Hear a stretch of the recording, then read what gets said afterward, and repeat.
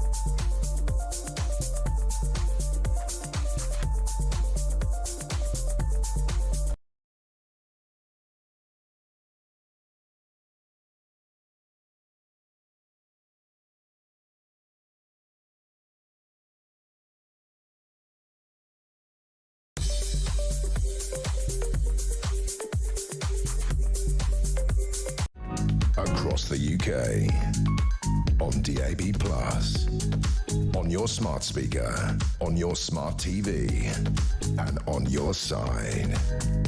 This is Talk.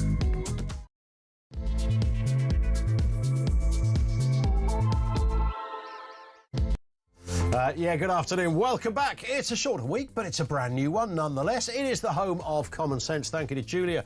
She's back tomorrow morning at 10 o'clock. Coming up, Nigel Farage is now as likely as Keir Starmer to be Britain's next Prime Minister. Kemi Badenoch still struggling with very low public support. What is behind this? And when it comes to Nigel Farage, aside from him as a person, what draws you to Reform UK? They're riding so high in the polls, we ain't seen nothing like it. We'll have details on that. Also, Donald Trump's trade wars have wiped trillions off US stocks and weakened the dollar, raising global growth concerns. This is as Rachel Reeves heads to Washington for talks. I'm not sure the arrival of Rachel Reeves is likely to do very much for anybody. In fact, there may well be some news in the next hour that there isn't perhaps great global support for her method of running an economy. What a surprise. Details to come. And new league tables will reveal migrant crime rates, with Albanians, Romanians and Poles expected to top the list of violent and drug-related offences.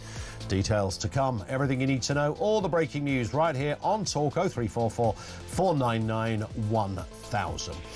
What is your history like when it comes to the Liberal Democrats, for example? I mean, I remember kind of when I was younger, the SDP, the Social Democratic Party. I think there was a separate Liberal Party, maybe.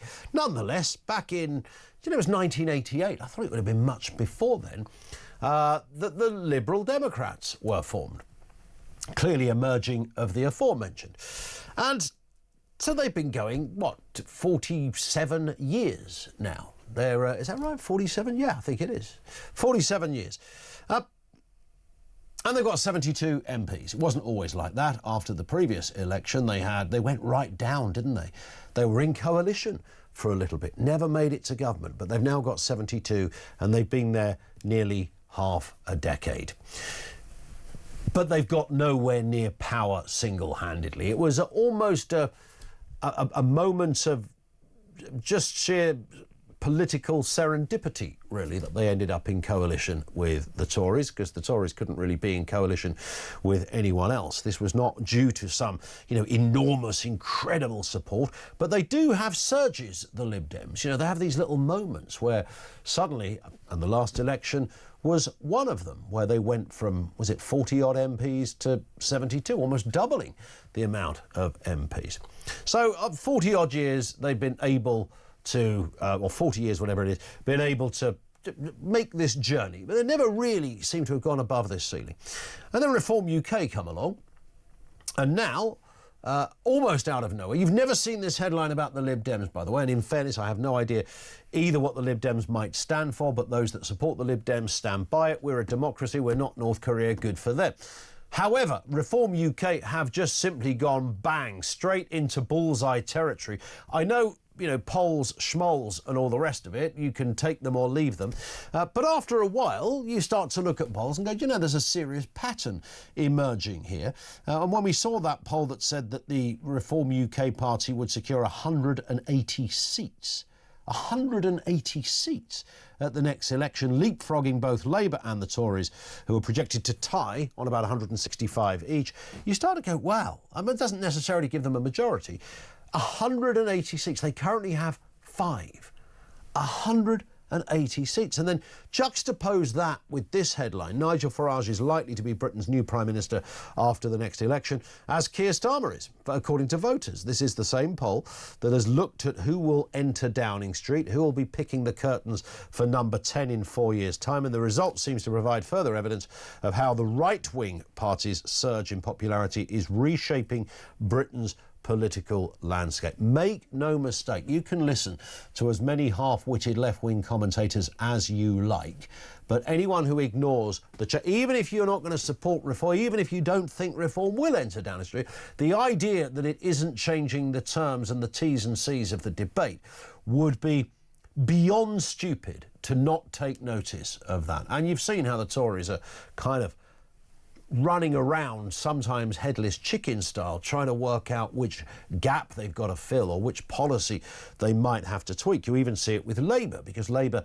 could be in danger in 4 years' time as well in some of those what went back to being Labour red wall seats from being Tory seats in the previous to that election under Boris Johnson. So we found ourselves in this strange place where it is undeniable, we can at least all say this, that Reform UK have completely changed the face of how we do business politically. And I know there are some squealing lefties out there, like little meerkats whose heads will be popping up going, how dare you say that?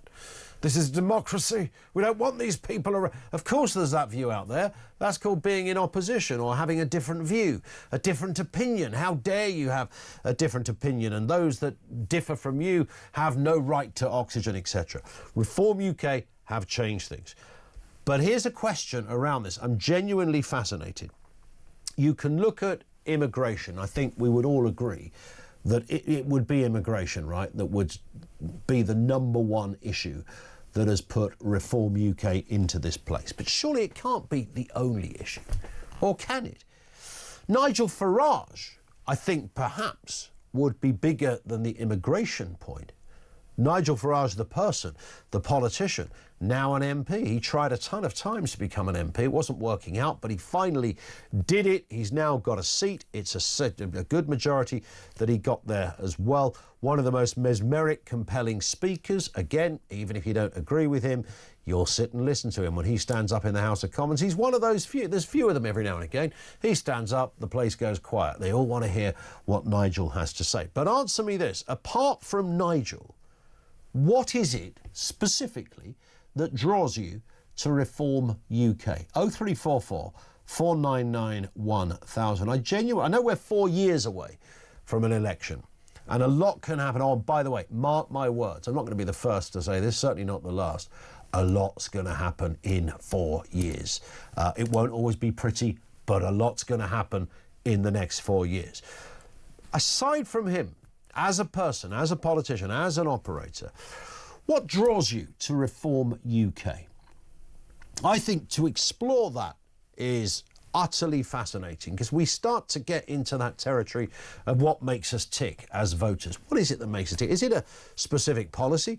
Is it a feeling? You know, a lot of politics is based on a feeling. Sometimes those feelings, by the way, will be right. Sometimes they will be so wide of the mark, you'll hardly believe you ever had that feeling in the first place. But that is where we're at. Is it a feeling? Is it a policy? Is it something else? So if you put Nigel Farage to one side, and remember, just before the last election, Nigel dropped out. He said, no, I'm not going to do this. I'm going to go to America. I'll do a bit of work with Trump. Got no interest anymore. Then he was talked around. And in the interim, Richard Tice, who always does a sterling job, was doing the touring of the TV and the radio studios, and then Nigel Farage came back. I don't think we would have 5 Reform UK MPs in Parliament had Nigel Farage not come back. I think it's as straight as that. So what's the reason behind that? If you take him out the equation, and we're looking at a poll that says he is as much chance as Keir Starmer, so a bloke that's been an MP for 5 minutes, who has just 5 politicians, 5 MPs in his party, is likely to do as well or better than the current Prime Minister, who had a landslide 7-8 months ago. That is an extraordinary thing to read. That's a game-changing set of events in our political conversation. But take Nigel Farage out of it, what still draws you to Reform UK? 0344 499 1000. Let's get a word on this and the other big stories of the day. Candice Holdsworth, journalist and broadcaster, is back with us. Candice, good afternoon to you. Afternoon. You can't say Happy Easter anymore, can we? Because it's kind of been, no, it's been and done. Yeah, back to the grindstone. It's like at least at Christmas you get another go, don't you? Because you can say Happy New Year. You know, have a nice New Year. Easter comes. You want to know what it's a happy summer holidays. What's around the corner for us now? I don't know. I know they just sort of brutally shift us from like this little dreamland we've been in. You know, it's just like that's it. It's over now. Back to work. Back to school. Well, thank God for back to school. My goodness, that's been a long few weeks. Goodness me. Well, not for me. They're not back at school yet. Well, none of your 10 are at school yet, are they? So no. it's. Do you know, it's funny you say that, because my great-great-grandmother had 10 kids. Well, really? There you go. You see, I was clearly reading the tea leaves somewhere on this one. So let's have a look at this story, Candice, to start off with. According to this new poll, voters believe Reform UK leader Nigel Farage just as likely to be the Prime Minister as Keir Starmer. Let's have a listen to the Deputy Leader of Reform UK, Richard Tice, speaking about the party's position. Reform UK is the real opposition. Reform UK is setting the agenda. The government has listened to Reform UK and is taking our fine advice.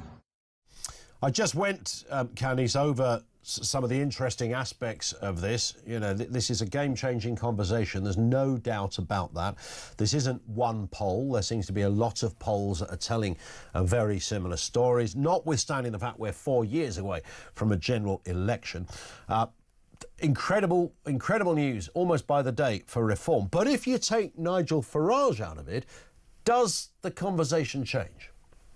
It does. I mean, he's the sort of superstar politician that all pollsters say is behind Reform's huge surge in success. But I don't think you could just say it about Reform. I think it was the same with the Conservatives as well under Boris Johnson. I mean, they got rid of him and they thought they'd be just as electable. But actually, it turns out, no, that people are drawn to personalities. You know, someone like Boris Johnson had a lot of appeal in the Red Wall that Rishi Sunak and Liz Truss just did not. Sure. So, I mean, you know, success in politics really does depend on having these big personalities that are very well known and that people connect with. Absolutely, 100%. Yeah. And if you removed him from that equation, I mean, I suppose the place we're in now, since the last election, where there are some Reform MPs, there might only be 5 of them, but Reform are dominating headlines, they're likely still would come back with more than 5 MPs, right? Even if Nigel was out of the equation. Yes, I think Reform represents something truly new and interesting in British politics. They seem to have broken the dominance of the two parties. I mean, I know you get the Lib Dems, but I don't think anyone ever thought the Lib Dems would win outright or would ever actually gain power in their own right, whereas actually Reform may be able to. And it depends, though. It depends kind of where they gain traction. Are they going to gain traction with the collapse of the Conservatives? Or will they gain more traction with the collapse of Labour? Because since Keir Starmer has come into power, there has been huge anger with the way that he has governed, particularly in the north and particularly in the Red Wall. And I think it doesn't matter how much praise he gets for what he's done overseas. I think closer to home, people are massively, massively disillusioned. Yeah, indeed. 1:15 now. Let's look at this story, Candice. This, of course, the news yesterday that Pope Francis had died. He struggled with illness for some time. It's now been revealed that he died as a result of a stroke and heart failure after, a fairly good few months of being ill. Huge news. The bit that I'm slightly confused about, and I don't know whether confused is actually even the right word. I mean, the Pope is the representative of the faith, of the religion, of the church. So if the figurehead changes, does that matter? I mean, I'm not suggesting on a human level, of course, a man has died and, he was trying to do some good work. I get all of that. But somebody else will take up that position. So in terms of the significance, I don't think there's really a religion that has quite that same sense of ownership that one person kind of has. It's almost messianic. It is. Catholics that I speak to say that is something that they almost ignore, all the sort of the politics and the intrigue of the Vatican, and they try not to get too involved with that because that can disillusion your faith. You can get irritated. I mean, this current Pope Francis, he sort of oversaw a Catholic Church that did have a lot of conflict, actually. There were the modernizers and the reformers, and there were those that wanted to keep to tradition, and he sort of sat in between that, and like a lot of people said, faced both ways, without really doing much to change Catholic doctrine. So he was trying to appeal to the two sides. I mean, obviously, if you come from a Protestant background, I mean, you've rejected all of that. You hate that sort of, like you say, that messianic view of religion, that institutionalized form of religion. You prefer something a lot more democratic. What I find interesting, though, is what will they do next? What pope will they choose next? Because it's always about, what's going on in Catholicism at that moment. And, Pope Francis was chosen because they thought he would be seen as like a reformer, a liberalizing force, because they'd had to deal, with all the sexual abuse scandals in the Catholic Church. So, I mean, did they want to go to someone who was seen as more traditional, like his predecessor, Benedict? No, they wanted someone who represented something new. But the moment we're in now, quite interestingly, is where there's a sort of Christian revival, which is crazy. I mean, no one ever saw that coming. You've got increasing numbers of young people between 18 and 25 attending Mass and being really, really, really traditional about it, wearing the head coverings and kneeling. So, I mean, will they go with someone from Asia or Africa? They sort of represent the more traditional aspects of Catholicism. We'll see. I call this a naive question. You can't have a female pope? Well, this is another thing as well. So apparently, like Pope Francis, called a poppet. I don't know. What? I know. Well, according to Google's AI Gemini, you could. So. Well, there you go. Did you see that? Well, I didn't see that, but I'm not surprised to hear that. Well, if you typed into their AI tool, show us a picture of the Pope, it would show a picture of a woman. Wow. That AI project is going quite well then, isn't it? Clearly. It was a disaster. It was an absolute disaster. Listen, Caddy, stay with us. More stories still to come. 0344 499 1000.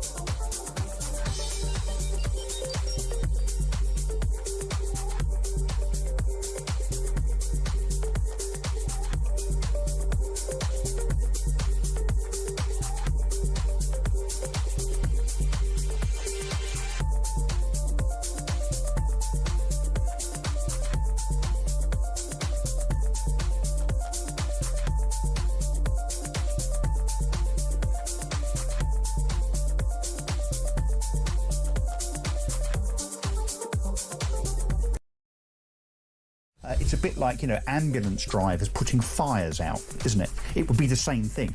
Stick in your lane, police, and stop meddling with this. We all know, really, what this is about. It's a hangover from COVID. It is a means of exercising power and authority on the part of senior police officers, and indeed, I'm sure, fuelled by government. The government loved it during the riots in the summer, didn't they? That they could impose such things, non-crime hate incidents on people.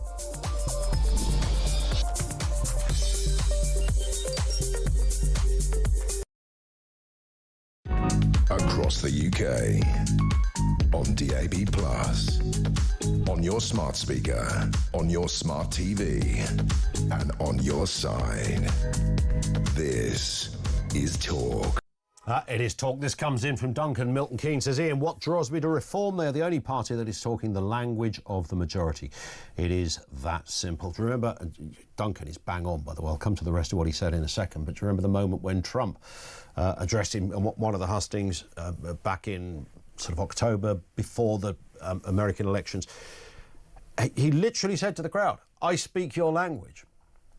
And again, you have to get rid of the idea of whether you love or hate someone, vote for them or not vote for them. That is a statement of fact, speaking the language of just ordinary, decent, working men and women. That. He says, when it comes to immigration and net zero, the two issues that are causing us the most pain in this country, Reform are the only party with a common sense approach. Indeed, they're the only party that convinces me that they will put the UK first on every topic. And there it is again, the language of the majority.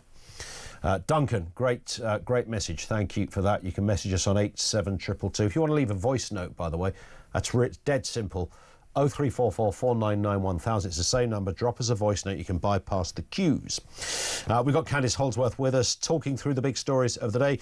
Let's move to this one, Candice. Pro-trans protesters planning nationwide rallies after vandalising statues during a Westminster protest against the Supreme Court ruling from last week. Let's have a listen to one outraged chant from this week's protests. One struggle, one fight, Palestine trans rights. One struggle, one fight, Palestine trans rights. One struggle, one fight, Palestine trans rights. One struggle, one fight, Palestine trans rights. One struggle, one fight, Palestine trans rights. One struggle, one fight, Palestine trans rights. So, let me get this right. One struggle, one fight. Candice, are you paying attention there at the back? One struggle, one fight. Palestine and trans rights. Now, I don't know how to begin to educate the person that was chanting that or the half-wits in the crowd who went along with it. Palestine, trans rights, you know, I mean, you could get down there to Gaza if you like and give it a go in a frock and see how you get on. Give you about 38 seconds, I think. But that gives you a sort of an idea, I think, of what we're dealing with, the politicisation of this subject. It's about politics and identity politics as much as it is about anything else. Oh, absolutely. Yeah. I mean, this is, you know, the sort of old school intersectionality that you used to see, where they would say that two issues that are very different and animated by completely different things, like Palestine and trans rights. No, it's one collective struggle. Yeah. But I think that sort of politics is becoming ever more marginal. I mean, obviously, they were going to react to the Supreme Court ruling really badly because they pushed the most radical idea of gender. You know, that trans women are women, that gender, that, you know, your sex is in no way biological. So I 100% expected that type of response. But I think they are so out of step with public opinion. In fact, in many ways, they pushed public opinion in the other way because of the demands that they constantly made, you know, that were just so out of step with reality. Most people were completely relaxed about a lot of it, but now people have quite hardline views on this. And I think that the Supreme Court ruling really reflects that. And it was, to me, this was never really about trans people. It was about mad trans activists, I think, was the big issue here. But many of whom, if not most, were not even trans. These were people that were following and flaring up an argument that didn't need to be had. Everything was ticking along absolutely fine, not suggesting there's no such thing as someone getting a hard time or discrimination. No one supports that. But broadly speaking, it sort of came out of nowhere from the sort of Marxist identitarians who, this is what gets them out of bed in the morning, to have rows like this. They say it ain't over, and they reckon they can challenge some of what happened. Well, good luck with that. Let's move to this story, Caddies.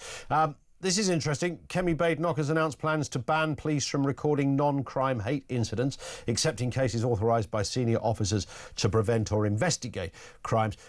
Clearly, everyone's going to say the same thing here. It's all very well saying that. I appreciate it wasn't her doing, but she was part of the last government where all this nonsense began. Yes, and they should have challenged it. I know Suella Braverman did try to, but I don't think she took a strong enough stance. I mean, these NCHIs are so unpopular. I mean, they were never debated in Parliament. They were introduced by a quango, which now police admit they don't even know if the NCHIs are effective. I mean, there was a campaigner, a free speech campaigner, Henry Miller, who requested information on these NCHIs. And he said, you know, are police forces using them to gather data to understand patterns of crime like they claimed that they were? And they all said no. So, I mean, these NCHIs are just the worst of all worlds. They're not effective. And ethically and morally, people don't like them either. I mean, why do we have them? Well, but by definition, I mean, you'd think that the people that invented this tosh would at least have come up with a better name than a non-crime hate incident. The idea that there is no crime, even by admission of their own name of this thing, would be enough to say, well, there's nothing to record. You can't record stuff that's not a crime. That's recording an opinion. Exactly, but that's what it's become. Yeah. Because I think police forces have started to see themselves as sort of social workers, you know, as sort of like militarized social workers who, when someone phones them, which has happened, you know, when there's an altercation between two people, instead of telling them, listen, no, that is something you have to work out between yourselves, they try and do something about it in places where they have absolutely no place to be doing it. You know, I mean, there were teenagers recorded on there for having said that another classmate smells like fish. Yeah. Or, you know, I mean, really, I mean, come on. I mean, like, in the past, you would have laughed at that. You would have been like, oh, sure, the police are going to care that I said you smelled like fish. But actually, we are in a moment where the police do care. You know, I think it speaks to so much about our society, where we're always trying to overmanage everything, you know, and with young people and young kids as well, instead of like letting them work things out between themselves, which is really important for maturing and growing up. Instead, adults try to get in there and manage it for them. Yeah, spot on. And a final one here. We move to our friend Gary Lineker, claiming the BBC actually wanted him to leave Match of the Day during last year's contract talks. Let's have a listen to Mr. Lineker speaking about the BBC. This is the mistake the BBC makes. The BBC tries to appease the people that hate the BBC. The people that always go on about the licence fee and attack the BBC. They worry way too much about that rather than worrying about the people that love the BBC, which is the vast majority, because the BBC is a wonderful institution. It's got its problems, but that is a mistake that they made. The vast majority. I don't know whether he gets that figure from, but nonetheless, there it is. Lineker having a little criticism of his soon-to-be former employer, Candice, but he's about to walk the plank anyway, stepping down as the presenter of Match of the Day after more than 25 years, stating it's time to go. I think it was just becoming difficult to manage. I mean, he has strong opinions on very controversial topics. He is a BBC presenter. Many people do not want to see the BBC politicised in that way, in such a sort of partisan way. And they resent it because they pay the licence fee, and he is one of the most highly paid people at the BBC. Also, people just aren't interested in that from football pundits. You know, does everything have to be politicised? No, it does not. He is also, I think as well, for many people, not a credible voice on this issue. You know, it lacks nuance. And I think he has failed to understand that. I think he thinks people want to hear him talk about these sorts of things. Well, he can, but I think not as a BBC presenter. I think he was just presenting too many problems for them. He also said as well, though, that he thinks that they want to bring in younger people. I know that they do like to do that at the BBC. They sort of like refresh their presenters after a while. Yeah, well, there was certainly a long overdue refresh needed there, but it looks like they've got the dream team stepping in, half joking there, after he's gone. We'll watch with interest. Listen, Candice, we hit the clock, but thank you as ever. She's Candice Holdsworth, the writer, journalist and broadcaster. Thank you to her. Over to you as well, 0344 499 1000. Apart from Nigel Farage, what draws you to Reform UK? I want to look at that question. The other stories we talked about, Lord Craig McKinley, the Conservative peer, will join us as well to talk about that Reform Boost poll that puts them on a projected 180 seats. I mean, this is phenomenal stuff. In 4 years' time, with Mr Farage having as much chance as becoming Prime Minister as Keir Starmer. Now, there's no precedent for that kind of enormous shift, particularly a party, I mean, the Lib Dems have never done it. They've been around for 40 years. They've never managed to get that kind of success or even projected. No opinion poll has ever reflected them like it. And they've got 72 MPs. Reform UK have 5. And Nigel Farage could be the main man. So I'm asking, apart from Nigel Farage, what draws you to Reform UK? 0344 499 1000.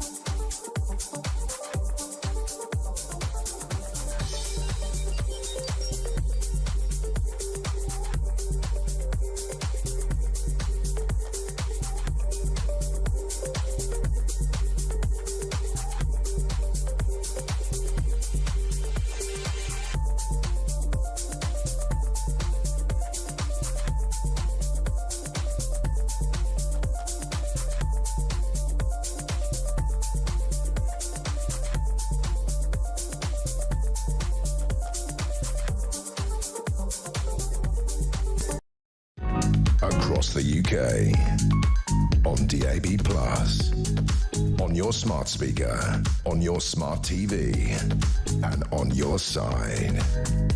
This is Talk.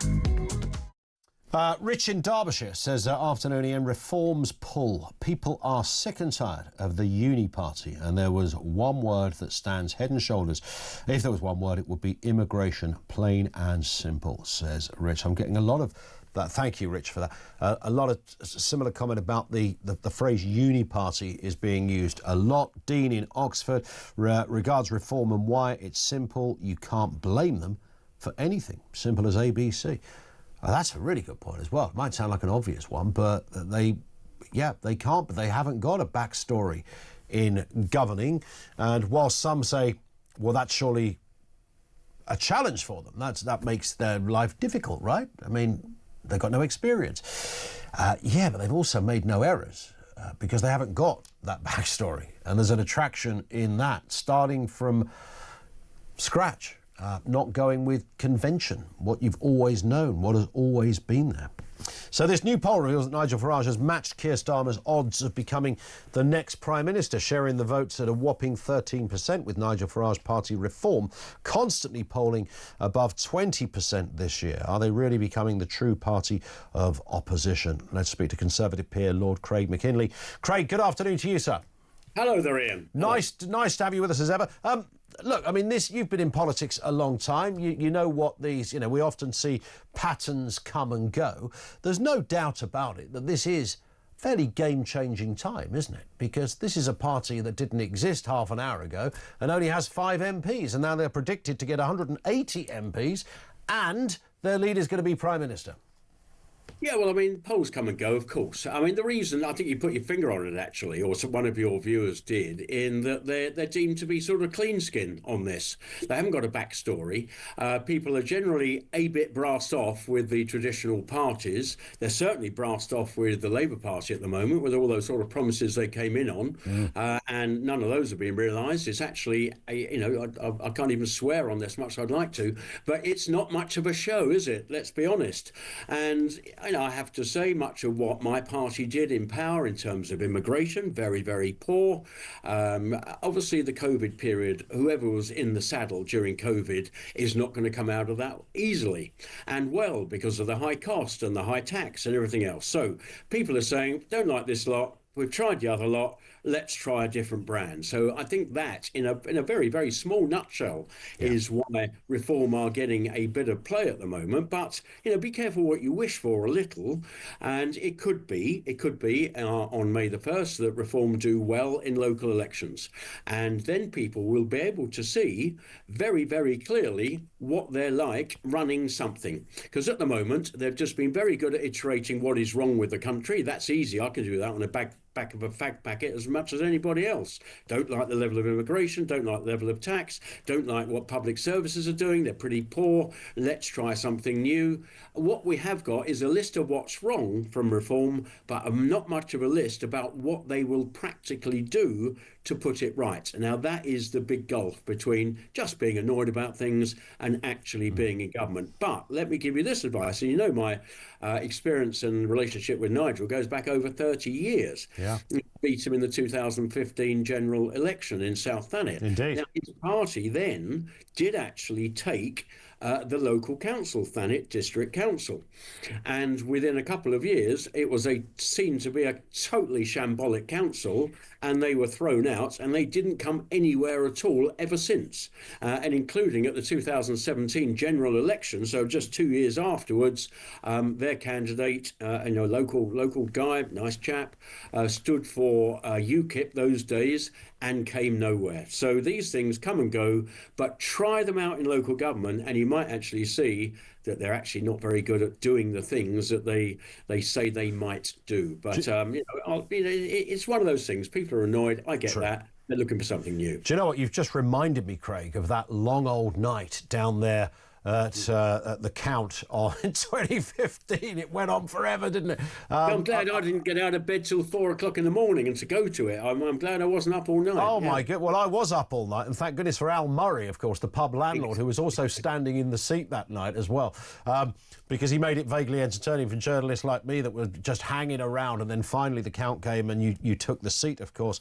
Nigel Farage didn't succeed. That looks as if things are changing. If you took Farage out of the picture, one of the questions we're exploring here, Craig, do you think that makes a significant difference to Reform UK? I mean, he's great at spinning a story, very good at that, and he speaks well, and he's good on a platform. He does well with his show on GB News. There's nothing about his the way he conducts himself that is not appealing. But I mean, just look at them in the House of Commons. They've all been trying to get in there for a very, very long time, not least Nigel.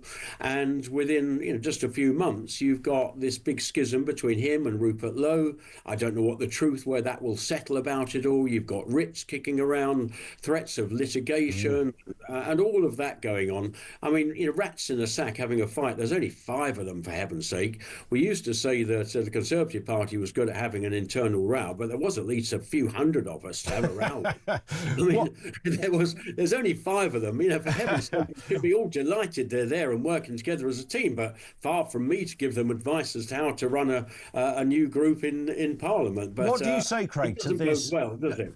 Indeed, no. I'm sure they would prefer it to be different in that respect. But this suggestion of the uni party, we keep hearing that it's getting used more and more. You're a Tory, you have been forever, and then there's Labour, of course. Essentially, you're the same thing. There's not a cigarette paper you could put between you. You're the uni. You might tweak a little bit here and a little bit there. But when push comes to shove, you'd be hard pushed to find dramatic or tangible, sizable differences between the two of you. You both sing from the same hymn sheet, hence the uni party. What's your response as a lifelong Conservative to that? Well, I wasn't lifelong Conservative. Obviously, I was one of the founders of UKIP. So I was Conservative before that, had days with UKIP over a decade and then came back to the Conservative Party. But you do find, I mean, it can be a strength of the British Constitution why we're attractive to international investors, because we do tend to meander around a fairly central point. A bit more tax on one side, a bit less tax the other side, and all the rest of it. But I can see why people say there isn't a great deal of difference. But that sense of sticking to a moderately central line can be appealing. And actually, many countries would say, we'd give our right arm to be like that. But yes, at times, and particularly now, I would say I'm far from impressed with how we left the immigration scene as an outgoing Conservative government with 800,000-900,000 extra people coming in a year. How on earth that happened on a Conservative watch, I will never know. But COVID had a lot to answer for. That's the reason we spent massively. I mean, discuss. I was against most of those measures. As a Conservative, I was a regular opposer to my government line. I didn't think it was worth spending £500 billion on all these support measures, but they had to be paid for, and they were paid for, and so you're left with a lot of debt and hence a big tax bill. I mean, none of that can be swept away as just an irrelevance, because that was real, that happened. So that was behind us. But you just look at what this Labour Party are doing. I mean, they're taxing businesses with a high rate of national insurance. You're killing farmers and small businesses with new inheritance tax rules. There is a vast difference between the way the Conservative Party sees the endeavours and how small businesses are to be encouraged in this country compared to the Labour Party, massively. I mean, not to say that we did it perfectly. I stood on my feet in Parliament at the time and was opposed to the increase in corporation tax from 19% to 25%. I was regularly opposed to some of the measures, but generally and broadly, we were there in favour of small business and big business and encouraging companies to come to the UK to invest and spend and encourage non-DOMs to come and live here. I mean, all of that has been swept aside and we haven't actually seen the outcome of that yet. And I can tell you, it's looking into the crystal ball, it's not going to be nice under this Labour government over the next couple of years. Well, we will see. And between now and 2029, Craig, I'm sure we will speak many times. I certainly hope so. I always enjoy our conversations. Lord Craig McKinley, Conservative peer, with us on the programme. Thank you to him. Reference that new poll revealing that Farage has matched Starmer as the odds of becoming the next Prime Minister. What are we making of that? If you took Farage out of the equation, would you still vote Reform, or what draws you to Reform UK? Iris is in Suffolk on this very question. Iris, what have you got for us? Hi, Ian. Lovely Hello. to talk to you again. You too. I've got two words, Ian. Common sense. Mm-hmm. The talk slogan, because everything that Reform say is related to common sense, that people are thinking about, whether it's immigration, whether it's being too many people for fewer houses, too many people for a less efficient NHS, not enough room in schools. This is all being airbrushed by Labour, who keep telling us they're going to build 1 million houses. NHS has got lots more money. As they close down private schools, apparently, independent schools being closed down, which means the rest of the schools are going to have even less spaces for even more children. Sure. And common sense just comes to mind, and it's talking to people very clearly about common sense issues that they can understand. And I was rather amused by Craig McKinley, which I thought was a very cynical way of saying, well, they're all fed up with the rest of us and, they're not in power yet. And I think people are feeling that we're actually doomed unless somebody completely different, some completely different party comes in very strongly and gets a different kind of grip, so that it's not this endless churn and cycle of Labour and Conservatives doing the same thing in different colours. Does it bother you? I mean, a few people have picked up on the point that actually Reform's lack of experience, that's not a criticism, just lack of experience because they haven't been there, is actually their greatest strength. Do you share that, or do you sense there could be a unrealistic challenge in a party that's had literally zero experience in running a government or any government department? Well, I'm sure the civil servants who love to take charge will try and educate in some kind of way. But when you look at the cabinet, who none of them have had actually, I think that have had a proper job, have never had a proper business, never run a business, and we're being told. The way the economy is going is so dependent on our small businesses. They make up such a large amount of our employment and wealth. 100%. And yet they've got no skills. Literally, yeah, it's a really good point. I mean, it terrifies me to think that the entirety of our front bench, there might be one minor exception somewhere, but the entirety, let's say for argument's sake, has no experience of running anything. I find that extraordinary. Listen, Iris, I have to move on for no other reason than we want to get more calls and comments on. We have to take a brief pause as well. Pauline, thank you to Iris. Paul in Great Yarmouth. So reform won't make any difference. A party for people that's upset. They have no ideas. Well, that sounds exactly like the Conservatives and Labour. It's about time we give some other party a go, as Labour and the Cons have run out of ideas many, many years ago. A lot of cause and a waste. They don't listen to anyone anymore, says Paul. I've never thought that last term was more true than it is now. I know it's a bit of a cliche, isn't it? You say it about any government. If you ask anyone at any time, do you think the government is a bit shocking? They would always go, yes. Do you hate the government? Yeah. Do I hate the prime? That's why parties and governments and prime ministers are satirised and lampooned and given a bit of a public lashing. All great for, trebles all round for the cartoon writers and the sketch writers, etc. And all those impressive TV shows. I get that. But there is an extraordinary period that we are in right now when you really do get a sense that there is a kind of group think where to go anywhere else, to take a risk or a punt or a different direction as a government is seen as some kind of sacrilege. And it's not just about, whether you're a globalist, as the phrase goes, as in a believer that global institutions have a bigger role to play. We're now living in a world where many people tend to believe global institutions have a lesser role to play. WHO, etc., people like that. And there's many others.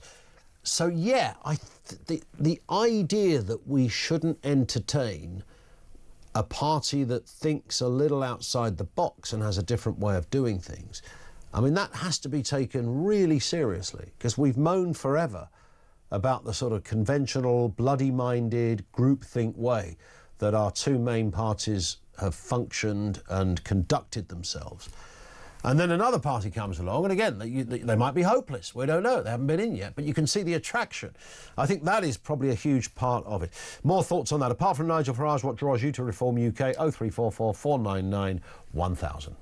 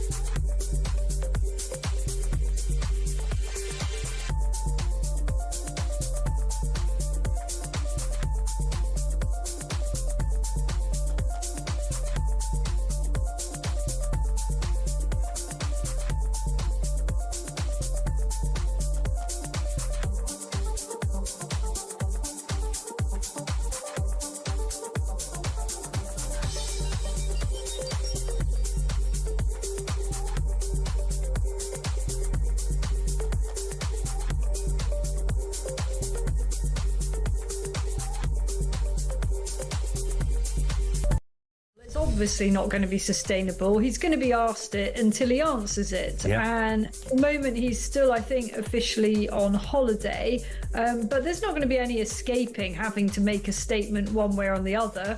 If I were him, I'd try to get my word out before this Wednesday when it's Prime Minister's questions, or he could be very easily skewered on the issue, even though the leader of the opposition isn't brilliant and doesn't have a great track record of catching him out at PMQs. It's an obvious one to bring up, isn't it?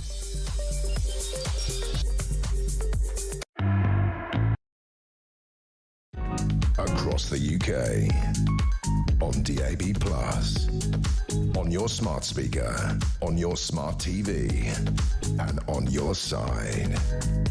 This is Talk. It is Talk, just gone 10 to 2. Adrian says the answer to Lord Craig McKinley is easy. We did try the Tories for 14 years and we found out they were useless at keeping their promises. They are sunk but don't yet realise it, says Adrian in Buckhurst Hill.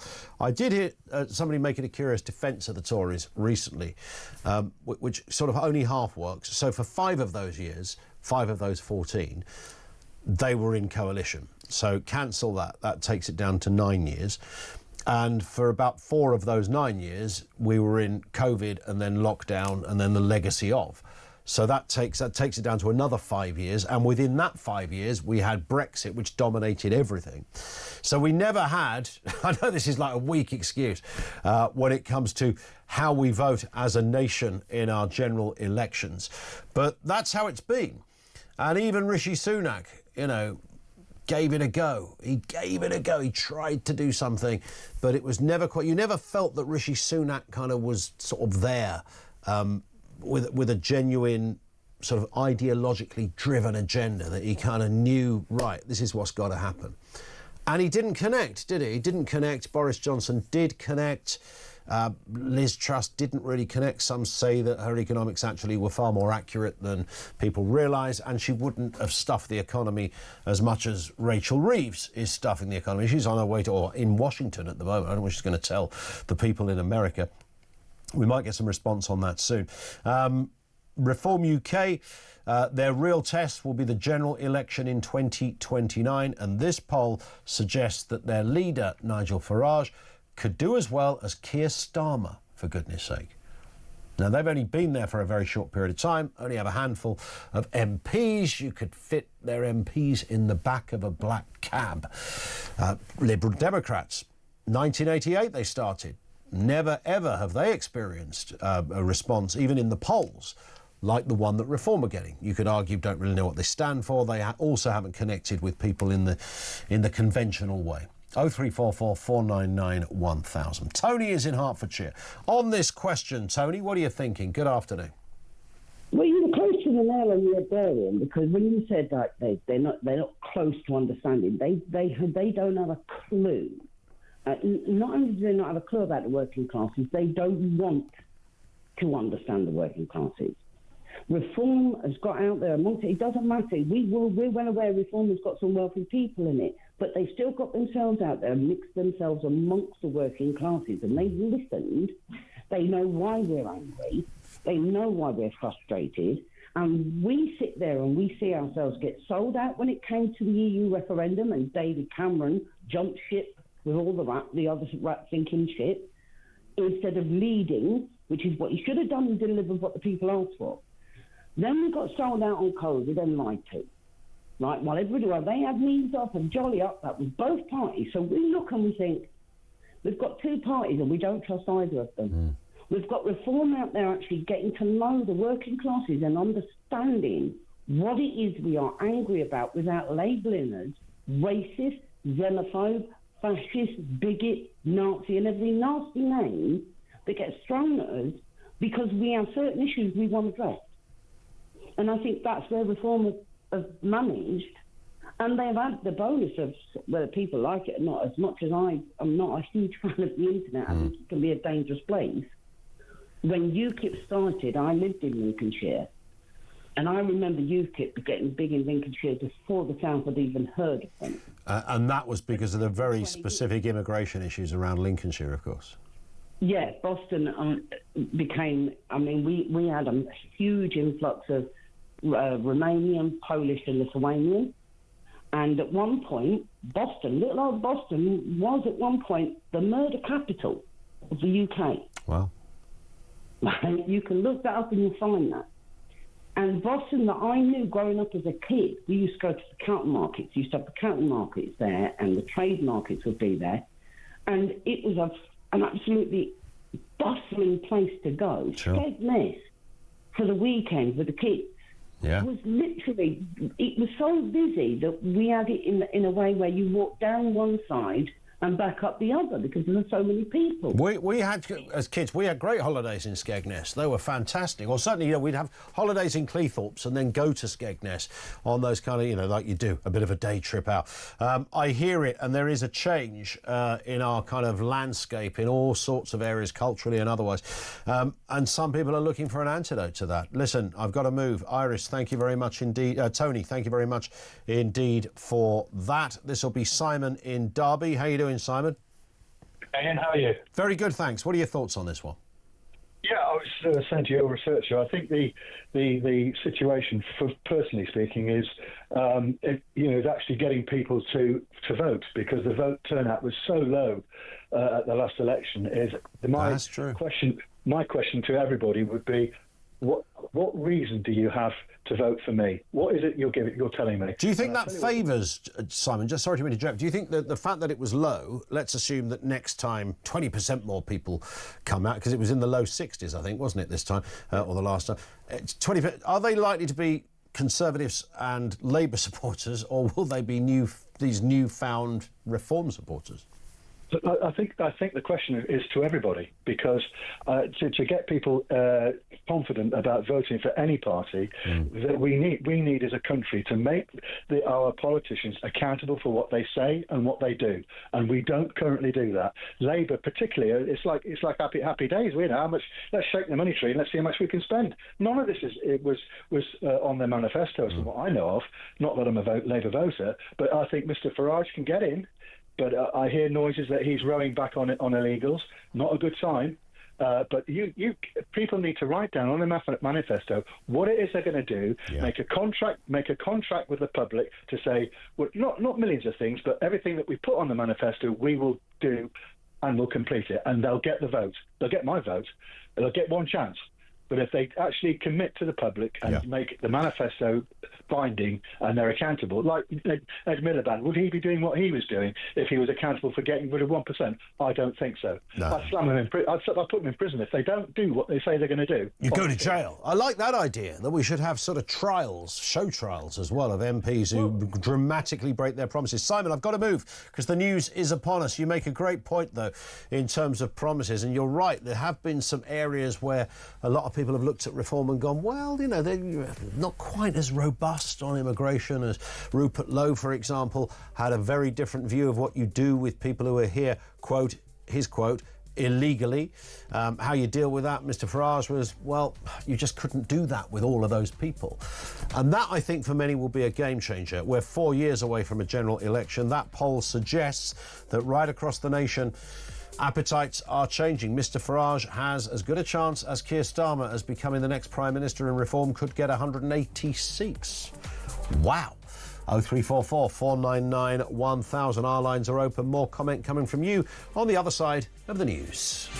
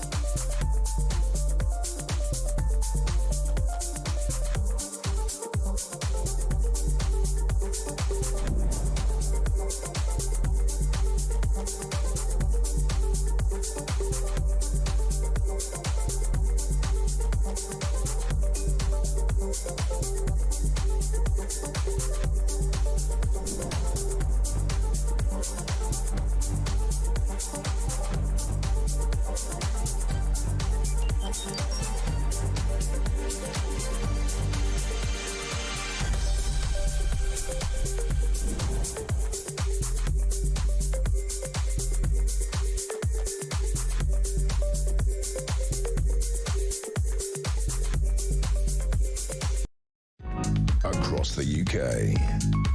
On DAB+, on your smart speaker, on your smart TV, and on your side. This is Talk.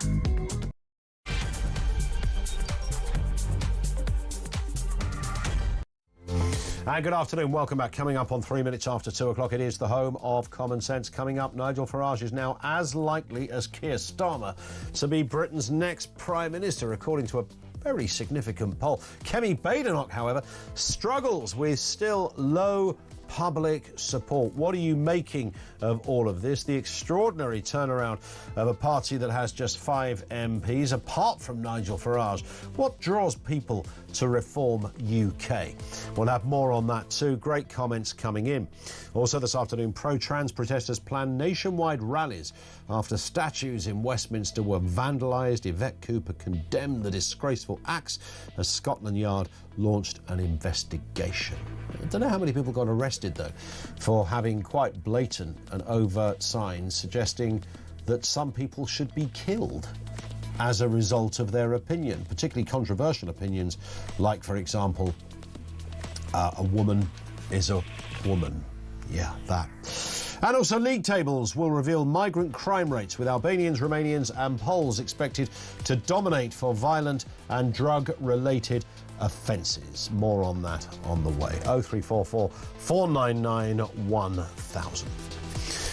Lots to get through. The latest statements from the International Monetary Fund on the way as well, and some incredible stories to look through here. Let me just bring you a couple of responses on messages as well. Bearing in mind you can leave a voice note as well if you want to. 0344 499 1000.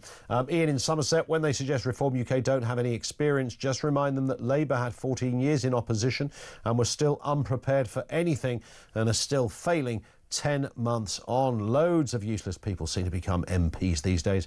So many as well, given the unknown. So many may give the unknown a chance. And I think there's quite a lot of that sense.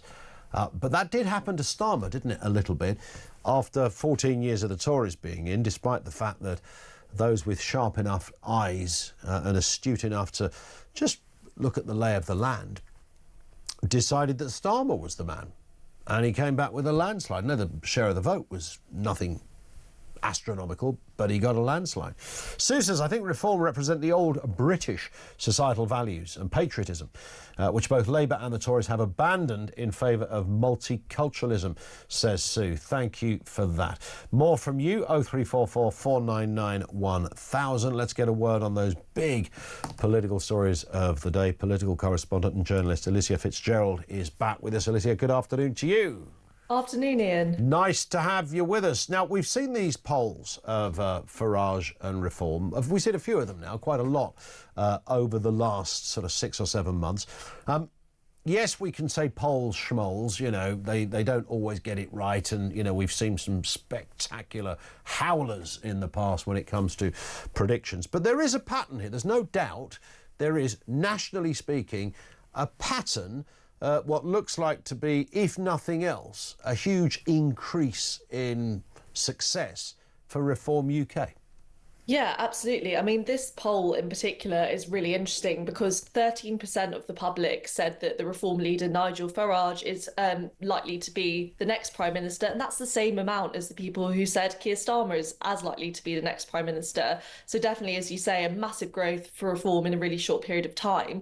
I think the other really interesting thing to draw from here, and another pattern we've seen across the polls, is just how generally there hasn't been a massive movement in the opinion towards the Conservatives pre and post-election. I think lots of people hoped that with a new leader, that popularity would really ramp up, but only 5% of the people in this poll said that they think Kemi will be our next Prime Minister. A further 10% though saying it could be the Tories, but just with a different leader. So if you kind of add the 10 and the 13, overall it seems that most people actually think that the chances it might be a Conservative in power next time, but it obviously massively depends on who's leading the party. Yeah.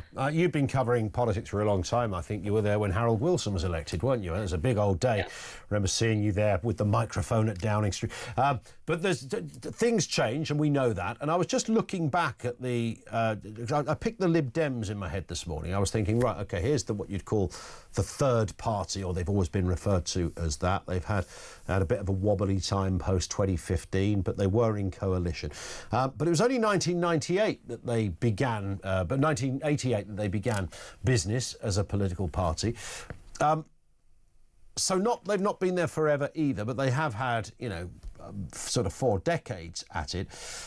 But they've never been talked about in this way, have they? I mean, they've got 72 MPs now. They did quite well in comparatively well at last July's election. But you never see a report that says, the Lib Dems are, on target to win. You've got the water slide merchant that is Ed Davey, or parachuter, or whatever it is he's doing for his latest stunt. No one says that he's about to become the Prime Minister. It's interesting. And they've been there for 4 decades, and they've been in government as well. But they're not enjoying this kind of what seems to be support. Yeah, I mean, I think so far in their time as a party, their peak has been that Nick Clegg, David Cameron coalition, which obviously kind of brought them very much into the forefront of politics, I suppose, which maybe lots of people didn't see them as before. But I think since then, their popularity's definitely waned.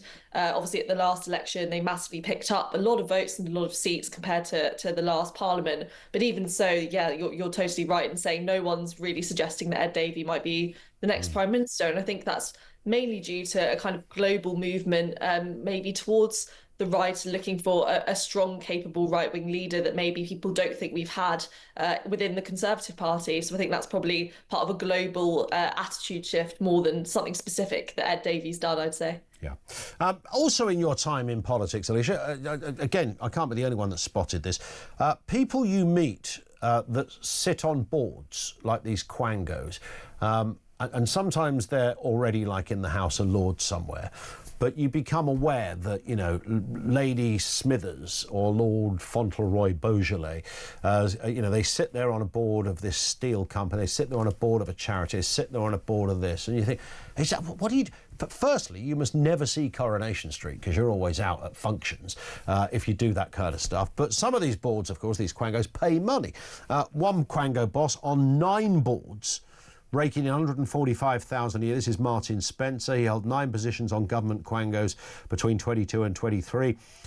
He missed a quarter of the meetings, by the way. I mean, to miss one of them is clumsy. To miss 2 is probably, bordering on unforgivable. To miss a quarter of them, what are you getting paid for God's sake? And who are these people that seem to spend a career just doing board work? Yeah, and I feel like we hear this term quango thrown around all the time, and no one really knows exactly what that is. An example of a quango is things like Ofsted, and I think one that this particular person works for is the NHS Counter Fraud Authority. So there are all these kind of non-governmental, semi-governmental organisations that kind of review government work across the public sector. But as you say, yeah, he missed 18 of the 65 meetings that he was eligible to attend. And of course, some of those, I'm sure there'll be very good reason. He might have been ill, stuff like that happens. But 18 is a pretty high number considering the salary by which he's paid. And also it's pretty interesting at the moment because Keir Starmer has made such a kind of song and dance about reducing the number of quangos. Generally, it's been one of his goals. He's trying to do that with the NHS, and he kind of wants to get rid of a lot of these organisations and thinks that all of the people are getting kind of paid too much and it should be slimmed down. So we'll see how that one goes over the next few months and whether we still have stories like this at the end of the year. Yeah, and you wonder whether you could seriously dedicate not just the time, because you might be able to work out the timings, but the headspace to be authentic and efficient in terms of your contribution as sitting on one of these boards. I'm guessing if you're paid a collective 145,000 a year, so just over 14.5 grand per board, if you even it out, you must be expected to bring something to the party. How would your brain manage to, you could sit there shouting, yes, we need more operations performed, and then realise you're in the education board meeting because you've got it round the wrong way. I mean, you'd get confused, wouldn't you? Yeah, I mean, it's an awful lot of big range of topics to expect someone to be able to be an expert on all of them. I feel like just the very idea that one person should be sitting across meetings about schools, NHS, councils. I mean, all of these different public sector areas is an awful lot of breadth, I suppose, for someone to have what would be required as in-depth knowledge. So I think the very concept that one person is expected to go to all of these different meetings is probably a bit of a stretch if you want to get the best out of those meetings. I mean, I think we've seen time and time again that the best outcomes for these kinds of things are when you have specialists or people with experience in a particular sector who can come and talk about the realities of it, not someone who is allegedly knowing everything about everything, because no one does. Yeah, but absolutely. No one does. You know, even Plato couldn't have managed 9 boards, I'd imagine. I mean, he might have given it a go. This just breaking in the last sort of 10 minutes or so. The International Monetary Fund giving some warnings about the sort of global state of the economy, and they focused down onto certain countries. Not good news for us. That depends on how much weight we put to the collective brains over there at the IMF. But they say the UK economy expected to be among the hardest hit by the global trade war, with inflation set to rise. Growth forecast, the IMF has cut its UK growth projection by a third. Now, of course, this all chimes, Alicia, as Rachel Reeves arrives over there in Washington. I think she's having a bit of a powwow with Scott Bessent, her US counterpart, and others while she's over there. A few vol-au-vents and a glass of fizz won't cut it, really. I don't know what kind of impact she's expecting to make, but she couldn't have arrived at a worse time in terms of this latest bit of news. Yeah, and at the top of the IMF's warning really is also saying that Rachel Reeves can't blame Donald Trump for all of the issues within the UK economy. Of course, global factors do play a massive part and do impact our economy and all the economies across the globe because they're global factors. But to pin the blame purely on one thing or one person just isn't right. Then that's what the IMF are warning here. So another bit of bad news definitely for Rachel Reeves, not the positive news she was hoping. I mean, the OBR obviously slashed. That's another. Is the OBR a quango? I don't know. All these Probably. I wonder if our mate was on it. He might have been. Maybe. So the OBR obviously slashed growth forecasts a couple of months ago, just after the budget, and now the IMF are kind of basically suggesting the same thing. And I think Rachel Reeves and the government were just hoping for some kind of positive news out of this, but sadly, none. Yeah, none so far. And look, some people say you get all these predictions and they don't always translate. I mean, we might, for example, because the impact on the UK, you know, with tariffs, 10% on the baseline tariff plus the 25% on steel, aluminium, car exports, etc.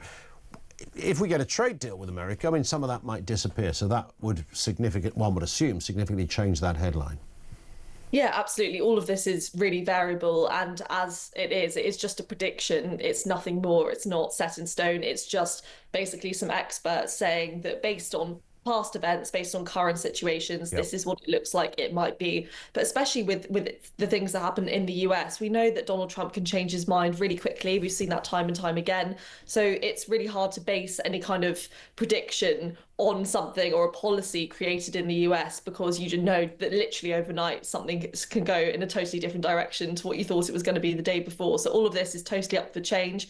However, the constant message really from all of these economists is that it's not good, and the policies that Rachel Reeves has put in place are not going to sort it out. Yeah.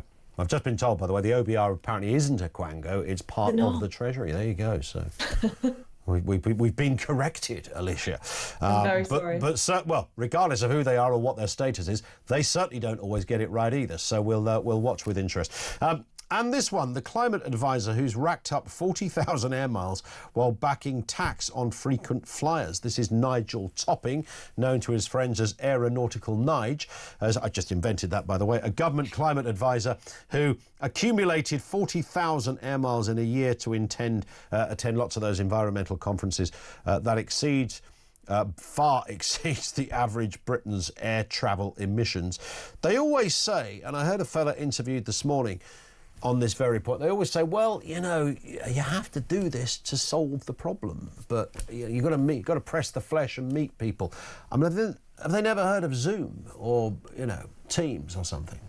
Well, I mean, yeah, and I think this is just more of a global question about all of these climate summits and conferences that happen. You see this again with the COP summit that happens every year. I mean, this year I think it's set to happen in Brazil, where they're actually cutting down a portion of the Amazon rainforest to make get a road built so that people can get there. And I mean, for a summit that is literally there to discuss climate change and saving the planet, it just seems totally nonsensical, and there's been such outrage globally about that. So I mean, this is kind of speaking to the same thing. All of these global conferences requiring people to fly across the world for sometimes even half a day, it's often really short, and then fly back again. I mean, it does beg the question of, is this the most efficient thing to do? And also, is it a bit hypocritical if you're going and you're talking about CO2 emissions and everyone's getting on their separate planes to go and chat about it? There's always somebody, when you mention we'll do it on Zoom or something, who says, do you really expect Ed Miliband to be speaking into somebody's Nokia as they sit in the back of their Skoda? It's like, hang on a sec. That might be the case if it was 1983. It's 2001. I actually know a fella, sort of vaguely know a fella, that puts on staging for conferences. I mean, if this was an international conference of serious magnitude and importance, Ed Miliband would be on the kind of screen that Coldplay would have behind them at Wembley. It would be almost like one of those ABBA hologram shows. He might as well be in the room. They make this stuff look incredible. There's multinational companies who specialise in putting this stuff together so it doesn't look like a foggy, sort of slightly clunky feed on your phone. It would be done professionally. And there's no reason why in the 21st century you wouldn't be able to do that glitch-free. I mean, I've just got an image of a life-size projection of Ed Miliband. Singing Dancing Queen. Which would be, I mean, I'm not sure that one would sell out, personally. Yeah, but... try that at the O2. I don't see, I won't be down there anytime soon. Listen, Alicia, great to have you with us as ever. Alicia Fitzgerald, political correspondent and journalist with us on the programme. Over to you, 0344 499 1000. That last point, by the way, about aeronautical Nige and Ed Miliband and doing all these journeys to Abu Dhabi and goodness knows where else. Well, you've got to get into those places to really, this is absolute hogwash. This is such high-end hypocrisy. Again, I use that line often, it doesn't matter where you sit politically. You cannot be preaching to people about... I mean, wouldn't it be great if Ed Miliband said, right, I'm the... What was he? The Secretary of State for Net Zero, I think it's literally his title. And for the next 5 years that we're in government, I will not take one single aeroplane flight, just to show it can be done. And we will do it other ways because we can do it other ways. And when they had that COP thing in Glasgow, the same as the one that they had in Cairo, I think the last, and the one that they're going to have in Brazil, when they're going to chop down the rainforest to make a road, in a piece that you couldn't satirise that because you'd just be accused of making something up that could never happen. But when they had that, they've always had some people who've addressed the conference on a screen, and it's a big mama of a screen. I mean, this thing is huge. It looks the part. It's, it's full... It's full colour, kids, it's not the 1960s. It won't look like the moon landing. It'll look nice and beautiful and pristine. There's no reason why the person in charge of trying to reduce emissions and therefore, by definition, get you to fly less, should be flying around the world in an aeroplane, and his advisor, aeronautical Nige, who's clocked up 40,000 miles doing this, should not also be sitting there. He doesn't have to do it on an old Nokia. They could have a company that would be much cheaper, much more efficient, and they wouldn't be, in their words, polluting the planet. 0344 499 1000. Back to more comment from you on the way. Don't go away, Harry and others with you in a moment. 2:20. This is Talk.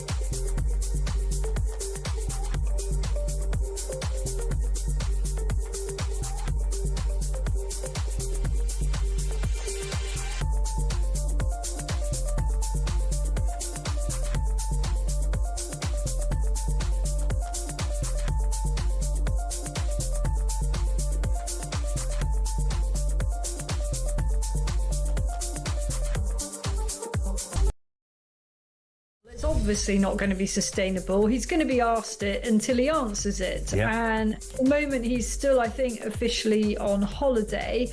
But there's not going to be any escaping having to make a statement one way or the other. If I were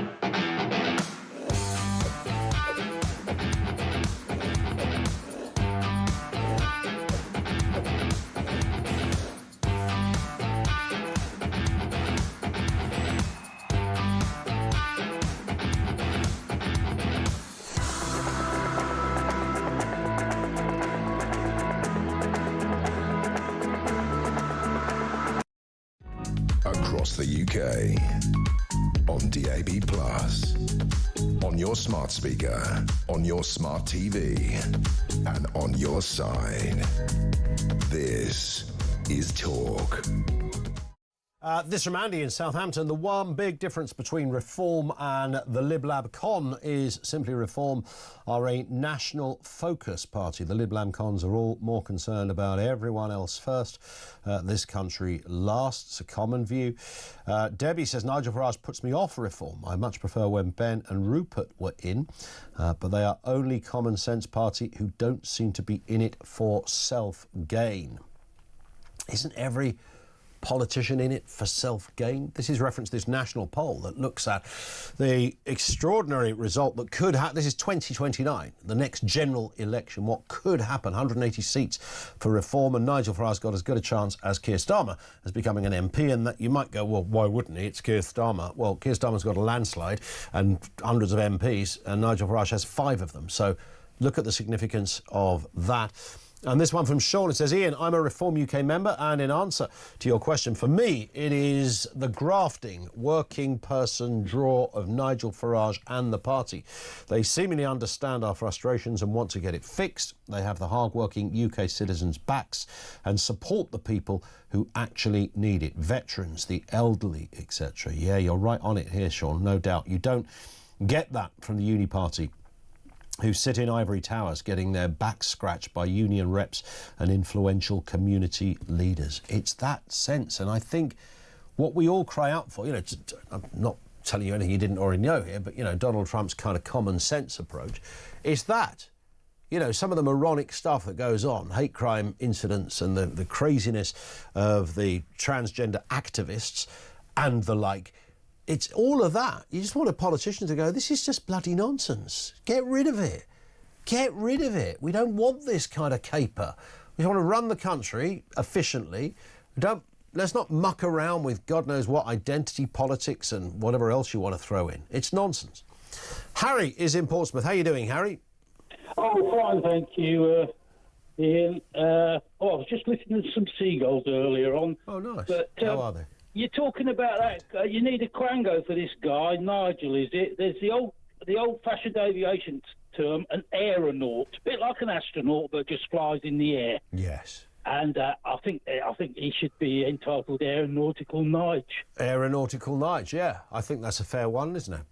And he could have pretensions like all these globetrotters do to perhaps go up on the old the space, that one that Katy Perry went on. They get an electric blue jumpsuit as well. You get a free jumpsuit. Pretensions, haven't they? They just globetrot around the world, and they're not really solving. Yeah, I mean, I'd love to hear Katy Perry start waxing lyrical about the environment anytime soon, because she's frankly she's got no right to a voice in that debate, because she just fired off God knows how much guff into the atmosphere on her vanity rocket with 5 others. Listen, what about Reform and the future? What's happening, Harry? I think, yeah, it was nice when Ben Habib was involved in it. These planets have seemed to have shot off into a different part of the solar system. But we need somebody to strip back the last 30 years of guff, like you were just outlining, and get back to actual getting down to business, where they're not forever interfering in our lives. You know, we don't know which way to turn because they're forever changing the rules and the laws, finance, whatever, social things. That's all the current lot have done, and I'm hoping that reform will just cut out all that guff. I mean, you know the way Farage answers the question. He's not inventing a bit of guff that's all been pre-planned about 10 years before. Yeah. What about the bigger stories though? In terms of things like economic growth, education, NHS, we don't hear loads at the moment from reform. By the way, you know, they've only been there for 7-8 months, whatever it is, so fine. But it's those areas that we would really need some meat on the bones, wouldn't we, as a nation? I think reform could clean up by taking. I know it's an old idea of taking up the cause of the motorist and saying, look, let's get some of this parking sorted out, make it free. Yeah, we know it'll soon get overcrowded, but they've got to do some proper planning so that we're not forever being punished, say, like people are as a motorist, and get some motorways built. I mean, this growth thing of Rachel Reeves, they weren't bothered about growth at all 10 years ago when back in 2010 when they left office. They were just carrying on their own sweet business that had been planned years before. Then they come up with growth to cure the problems that they've created with all the immigration that's come along. Well, yeah. What does growth look like as well? Listen, Harry, I have to move. More comment coming on. Thank you to you. This is Graham in Suffolk. What have you got for us, Graham? Hi. Hello there. On the last election, my 16-year-old son had a mock election, and Reform won a landslide victory. Okay. And everybody was quite confused as to why that had taken place at this school and all the rest of it. Sure. My 16-year-old son, he's white, he's middle class, heterosexual, and he goes about his life having no voice, nobody to listen to him. Yeah. Any opinion he has is very easily wiped away with either being misogynistic or racist or anything like that, and he isn't. He's a nice, normal middle-class lad. Yeah. And I think him and all his friends look at Reform and think, here is a party that is going to come along and is actually going to give us an opportunity to have a voice. I might stop making me or trying to guilt trip me just because of my mere existence. Well, I was a police officer for 30 years, and that's how I felt. So towards the end of my 30-year career as a police officer, you'd see policies coming in, people coming in, and all of a sudden your voice of experience, years of knowledge and stuff like that would become less and less valuable. And I see that sort of people like myself, people like my son are sitting there thinking, I've got no time for Labour or Conservative. I think politicians generally are just like pigs in a trough. They're just trying to get the best scraps for themselves. 100%. And I think that Reform gives us some chance to get away from that, even if it's just for a short period, so that other parties have to get their act together. Because, I don't know, I look at my wage packet and the money I'm investing in my taxis every month, which is an enormous amount. If I was investing that in a business, you'd say that business was failing. Yeah. And trying to save money these days. You ever given that one a go, Graham? That's another one that used to be a standard thing that we were encouraged to do. It's almost impossible. Yeah, I work and work and work, and at the end of the month, I look at my wage packet. There's hardly anything left. And but ultimately, the most heartbreaking thing about it is when I speak to my son about his future. He's 16. He's bright. All he wants to do is leave the country. Wow. And that's the heartbreaking thing about it, is as a young man, he just doesn't want to be here. Yeah, I get it. I 100% get that feeling. And I mean, there's many reasons for that, of course, and you've outlined some of them. Listen, Graham, I wish him luck as well, and thank you. It's a great call, Graham in Suffolk. So that kind of thirst for, again, somebody that speaks your language. Now, that would bring us on to the next part, I suppose, of this discussion in terms of hearing politicians that speak your language. We've had them before. We had Boris Johnson that spoke a lot of people's language, who felt bitterly let down by him. A man who did get a landslide, 80-odd seats, when he was elected in 2019. God, there's been so many, hasn't there? 2019, 2017? That one, yes, that one, the Boris Johnson big victory. So it's happened, and... 2019. But then that kind of went a bit sour. We've had other conviction politicians like Margaret Thatcher, who were very much speaking the language of ordinary people, but didn't sound... I suppose to people on the left she probably did, but didn't sound... It wasn't... Different times, different era. She didn't have the 24-hour media or social media that she had to play to that particular gallery 24/7. But there wasn't a sense of a sensational kind of character in the kind of Del Boy, Arthur Daley sense. You know, when you hear politicians promise you a lot, the first thing is to think Arthur Daley. Think, yeah, are they really going to do that, or are they just saying that because they like the idea of power? I'd apply that to any party, by the way. So she didn't really have that. She had people who disagree with her fundamentally. 0344 499 1000. Our lines are open. Back with more from you in a couple of moments. This is Talk.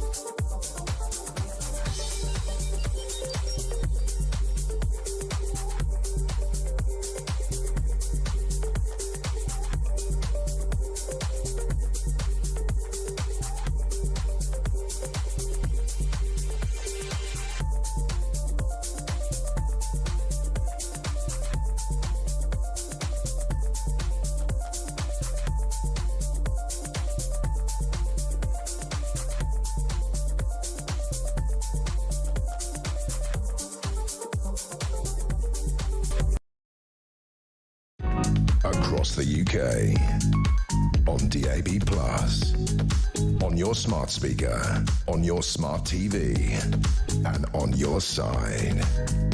This is Talk.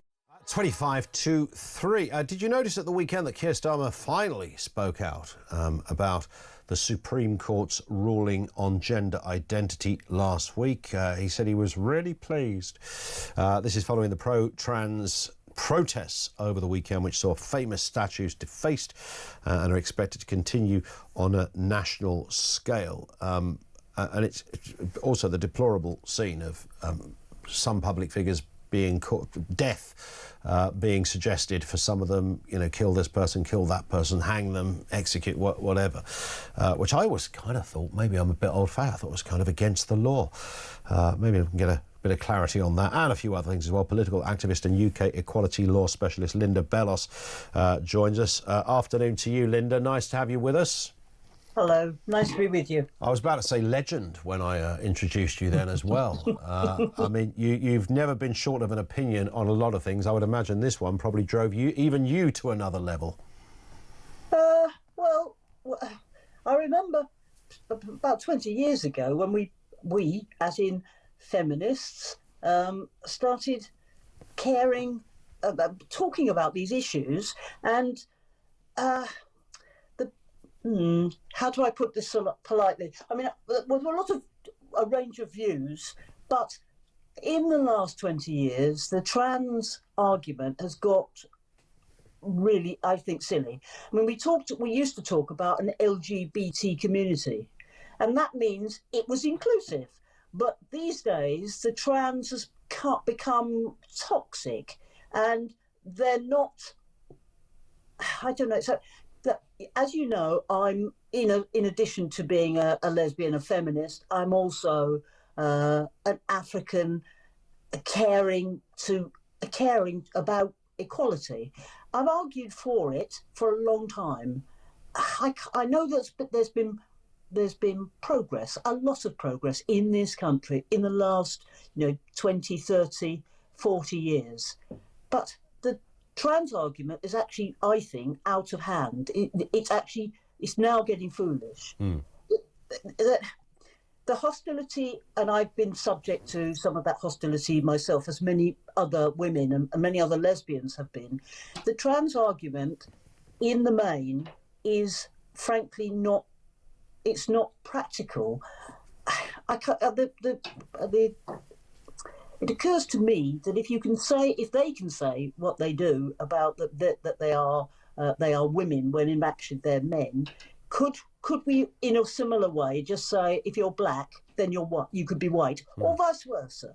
That if you're white, you could identify as black. Would that be acceptable in British society? In a question to you. Yeah, well, I can answer that as a black man, as it turns out, Linda. But you're absolutely right. I mean, just to echo the point you made at the beginning. I mean, I've done this job not a long time, not quite as long as you've been campaigning, but a long time. And this issue never came up. It never came up as an issue in the sense of, not because it was being hidden away and there was a kind of hidden discrimination. I always give this example. A girl won Big Brother years ago. You may remember a trans woman won Big Brother. Nobody even mentioned the fact she was trans, really. It got referenced loosely. Everybody got on with their lives. And then suddenly, what appeared to me to be not trans people, but trans activists that came along with a curious set of criteria. So you, as a lesbian woman, are meant to fancy, if you don't fancy someone who calls himself a woman even though they've got a penis, that makes you a mad transphobe, apparently. I mean, it was this kind of nonsense, wasn't it, that was sort of driving the argument into really weird areas. I'm proud to be I'm proud to be a lesbian, and I always will be.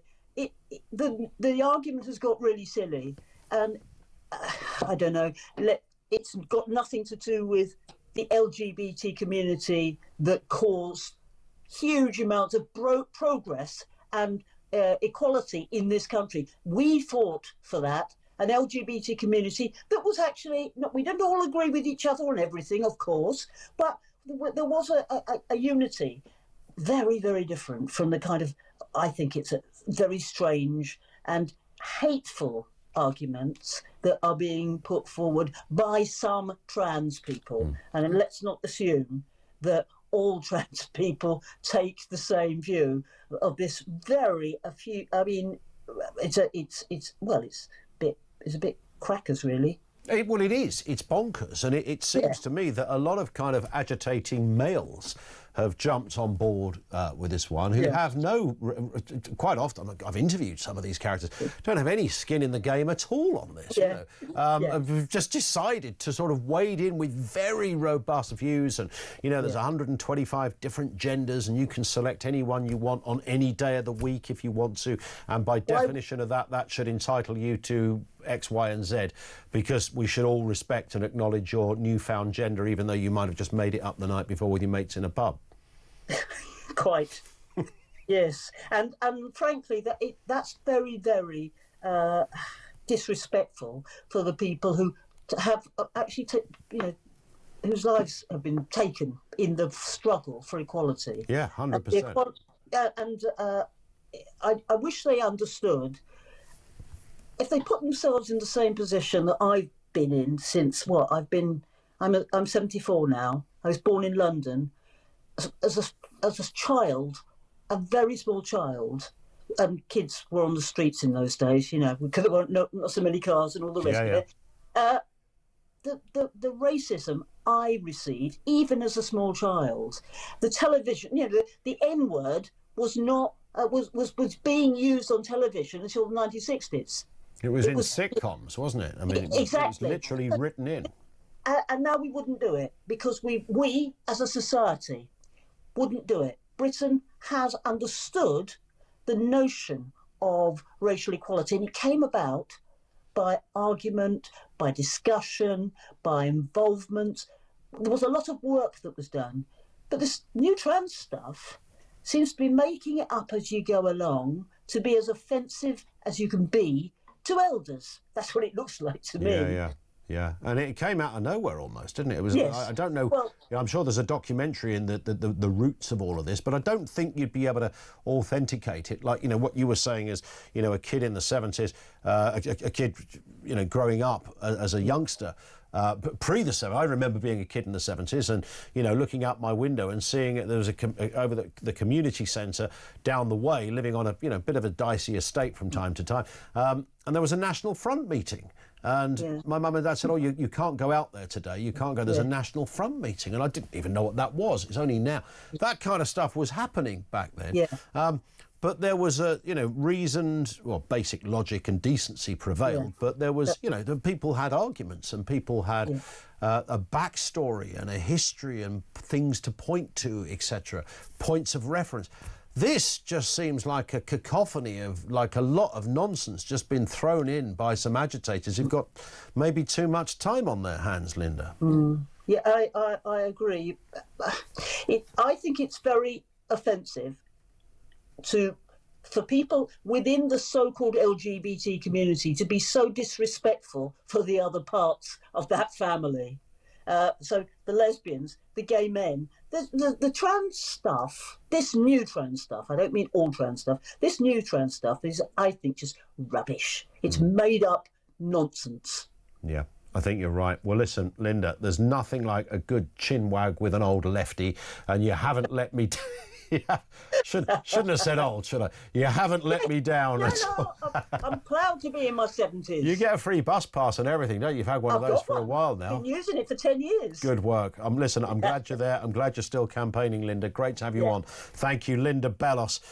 She has been around forever, and it's interesting that her view as, you know, you might call a radical protester of the left, doesn't apply to... I think this is great evidence of the madness that this trans or this gender, I think gender debate, whatever you want, however you want to label it, she's a great example of somebody to call it out, because she speaks with a qualified backstory, not just as a minority herself for a couple of reasons, but also as a left-wing campaigner.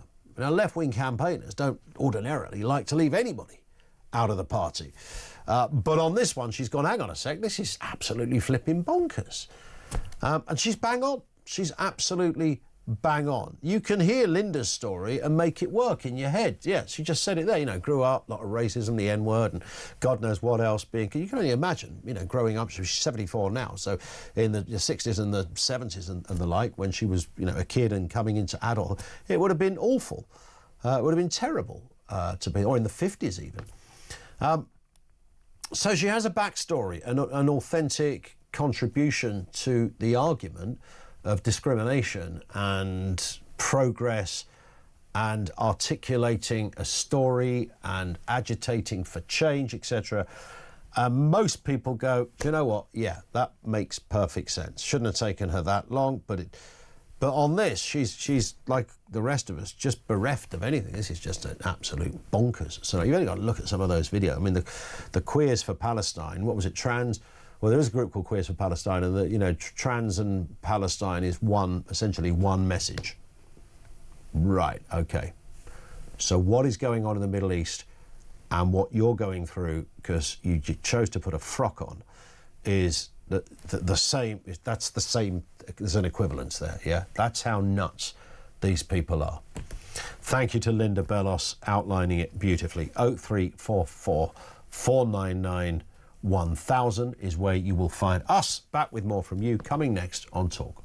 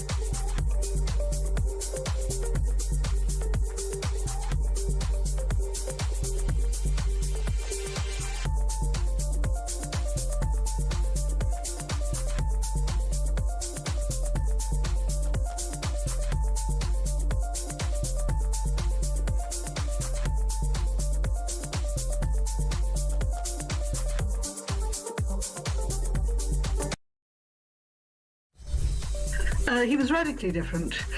He was not just the first Latin American Pope, though his parents were in fact from Italy. He was quite startlingly informal in his way of going about, in his way of being Pope. He was, from the outset, very different from his predecessors. He was the first one to be a Francis, to take the same name as Francis of Assisi.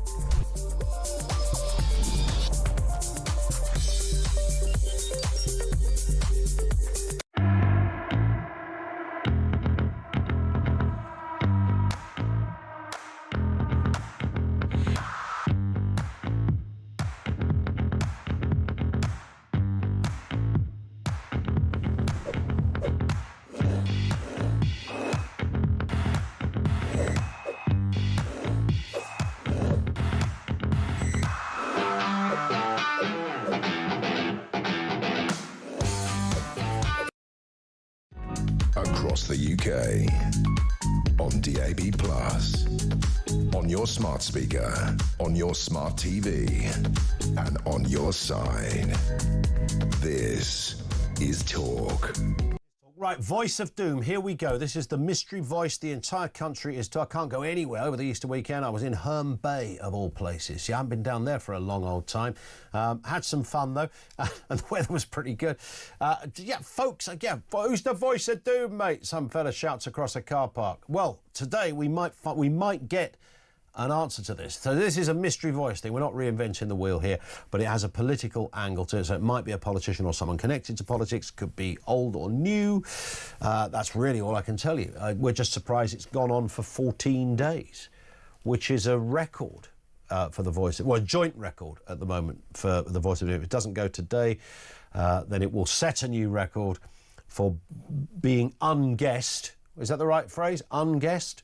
So it's a voice. Your job is to identify this. Don't phone us in, by the way, on this, because there ain't any prizes.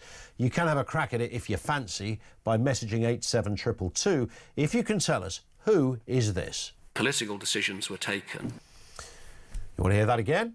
Political decisions were taken. 87222. Somebody somewhere's got to know that. And we've had harder ones. I know I keep saying this. We've had much more challenging ones, I think, that have gone on day one. Some real stinkers. We thought nobody's going to get that, and bang, it's gone. But this one has eluded the UK for 14 shows so far. Here's the voice again. Political decisions were taken. Who's that? 87222. We will tell you on the other side of the news if we get a correct answer. If not, it rolls over to a record day 15 tomorrow. Now, let's move to this story. As we mentioned just a little while ago, the IMF, the International Monetary Fund, has slashed UK growth forecasts, warning inflation will hit the highest in the G7. It criticised government policies for stoking price pressure, rejecting claims that Trump's trade war is solely to blame. Let's get a word on this with Maxwell Marlowe, Director of Public Affairs at the Adam Smith Institute. Maxwell, always good to get your views on this. I mean, firstly, before we get into what they said, how credible, trustworthy is the IMF? I suppose that's a reasonable starting point on this. We know what some of these big groups are like. Yes, absolutely. Well, good to see you, Ian. So you've got to be careful with a lot of this macroeconomic modelling. Sometimes it's just licking your finger, sticking it in the air, seeing where the wind's blowing. So you've got to be difficult. You've got to be careful with this because we know that collecting the sort of data that's required is just incredibly hard nowadays.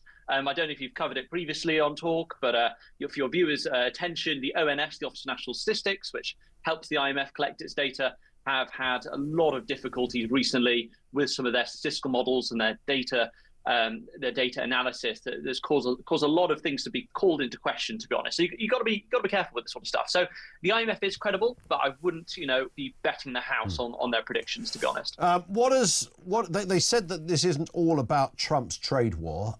So what would have is this an annual kind of assessment that would happen around about this time anyway, or a monthly one? And if it's not about the new American administration and what is happening there, which of course is significant, love it or hate it, it's significant. What else are they considering here?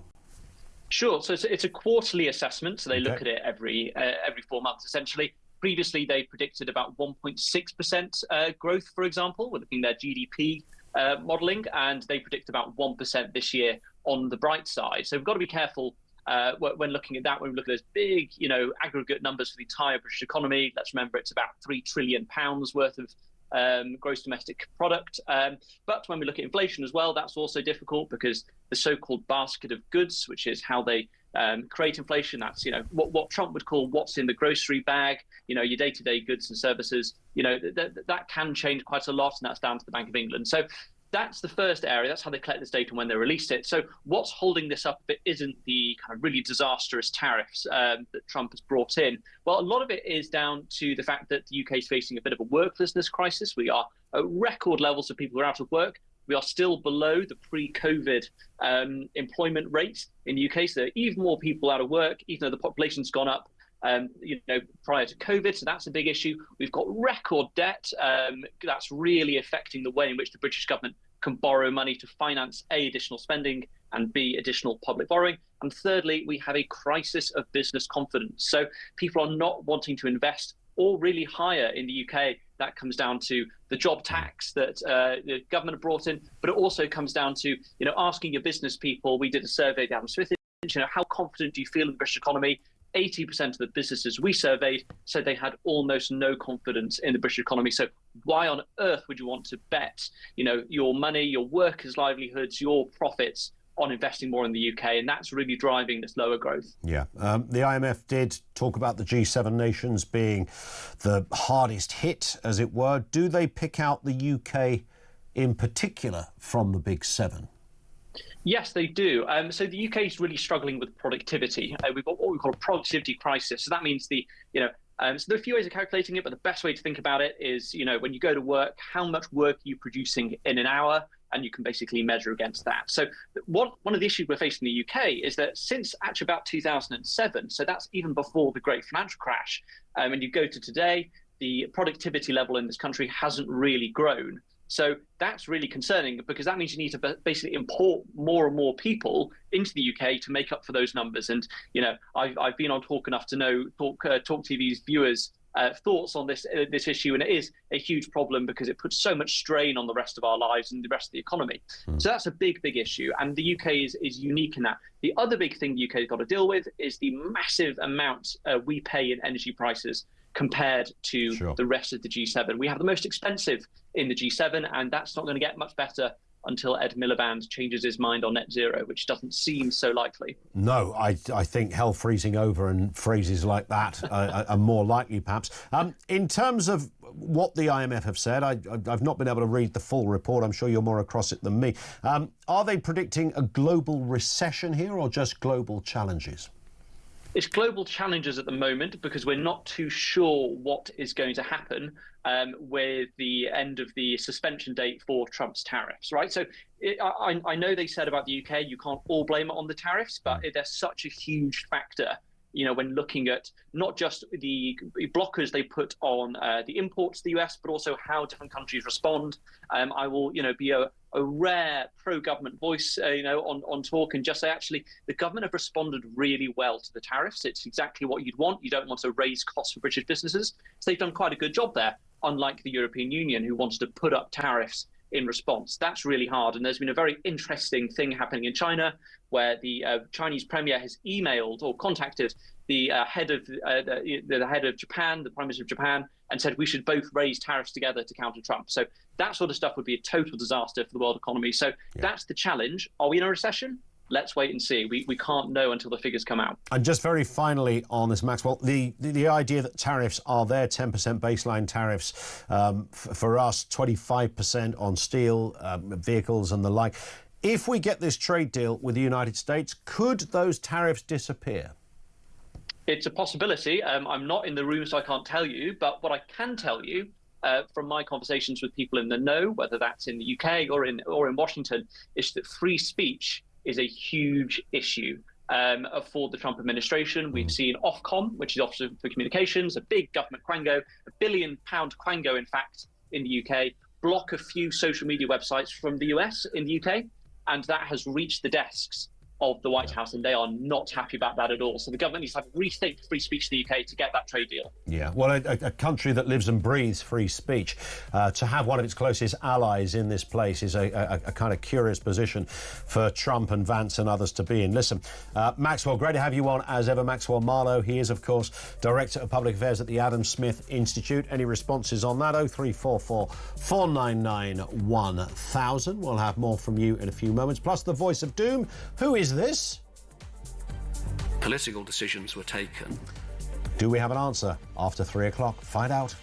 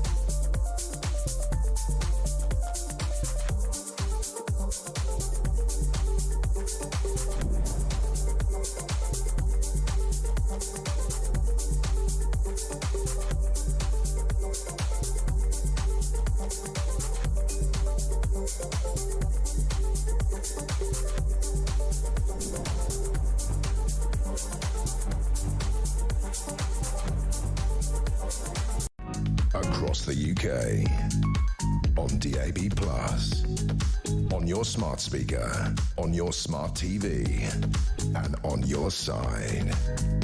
This is Talk.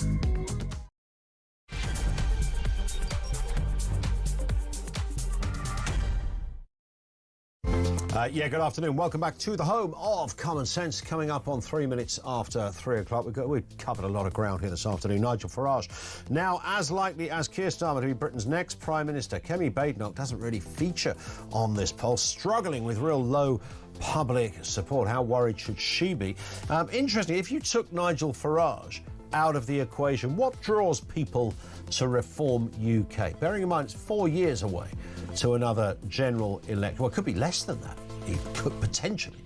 What's the draw there if you took Farage away? Your response on that. As you've been hearing as well, the International Monetary Fund has slashed Britain's growth forecast, blaming government policies for driving inflation to the highest among G7 nations. Rachel Reeves will meet US officials to negotiate reduced tariffs on UK exports amid worsening economic strain. I mean, her timing isn't great. She's gone out there and then this load of news has fallen onto her lap. And league tables are set to reveal migrant crime rates, with Albanians, Romanians and Poles expected to lead in violent and drug-related offences. We'll have details on that in just a couple of moments. 0344 499 1000. So, here we go. Day 14, The Voice of Doom. Remember, just before the around about 2:45, we played 14 shows this has gone on for. No one's guessed it so far. Will we get a winner today? This is the voice you were charged with identifying. Political decisions were taken. Who's that? Some of the guesses. Peter Hain, no. Nick Clegg, it is not. Chris Patton, no. George Osborne, Gavin Barwell, no. Jeremy Corbyn, no. It's interesting the diversity of voices.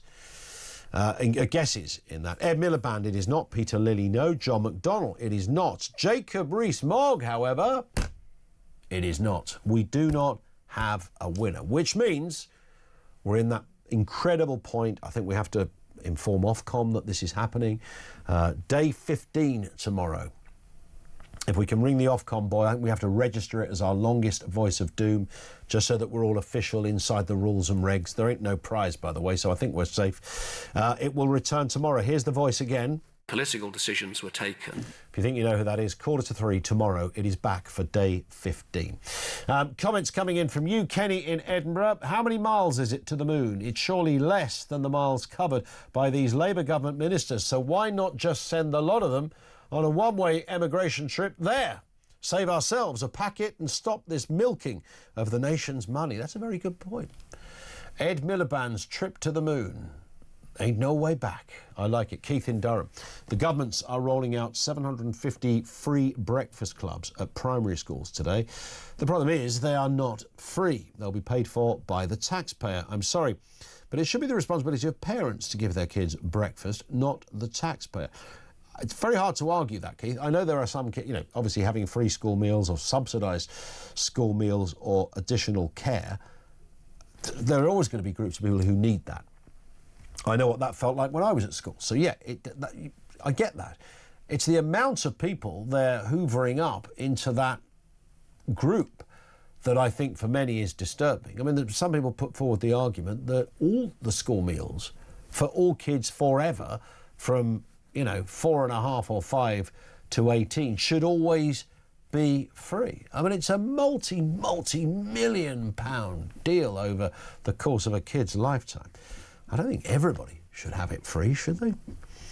6 minutes after 3 o'clock. So the government will publish league tables on crimes by foreign nationals. So at the moment, we understand the list looks like this. Albanians, Romanians and Poles expected to be top of the list. Yvette Cooper, the Home Secretary, has emphasised Labour's commitment to deporting offenders and increasing transparency. But if they aren't going to start deporting the criminals, will this actually make any type of difference? Let's speak with former Tory MP and spokesman for Reform UK, Marco Longhi, is with us. Marco, good afternoon to you. Good afternoon to you. Nice to have you with us. So this isn't about people that have just crossed the channel on boats. This is largely a separate bit of data. People who've already been charged, nicked, served a prison sentence or some other sentence. Is that right? As far as I'm aware, the data that we have is based on the prison population as it stands. I posted about this on my Facebook page back in March. What the opposition parties have been successful in doing now is to actually force the Home Office to publish this data moving forwards. But based on the data that we had from March on the prison population, foreign criminals represent around 12% of the prison population. And we know that Labour have had an early release scheme and many people were released who shouldn't have been and went on to commit some pretty horrible crimes as a result. But you're right to mention Albanians, Romanians, and what was the third one? Poles. I forget now. Was it? Poles, yes, because both in absolute terms and in relative terms, they do seem to be the top three. Why do I say relative terms? Because if you try, in absolute terms, Albanians are the ones that commit the most crimes. But if you want to analyse this data more accurately, you should do it per head of population of that nationality. So we have about 135 to 140 British people in prison per 100,000 British people in the UK. If we checked what the ratio was for Albanians, given that we actually aren't completely sure how many there are, because the numbers could actually be even worse than what I'm predicting, based on a prison population based on a population of Albanians of about 70,000 in the UK, there's approximately 1,250 per 100,000, if that makes sense. So in other words, Albanians in the UK are about 13 to 15 times more likely to commit a crime than a British person is. Wow. And that's just Albanians. And yeah, What do governments do with that data? It's all very well Yvette Cooper and others supporting it, saying that we want to be transparent. OK, that's fine, that's first base, but second base is surely to deport people who've committed crimes who shouldn't be here. The legislation is there, and believe it or not, it was actually a Labour government that compelled a British Home Secretary to remove foreign criminals from this country. Now, what happened subsequent to that was actually Tony Blair making sure that the human rights legislation was embedded in every aspect of British life.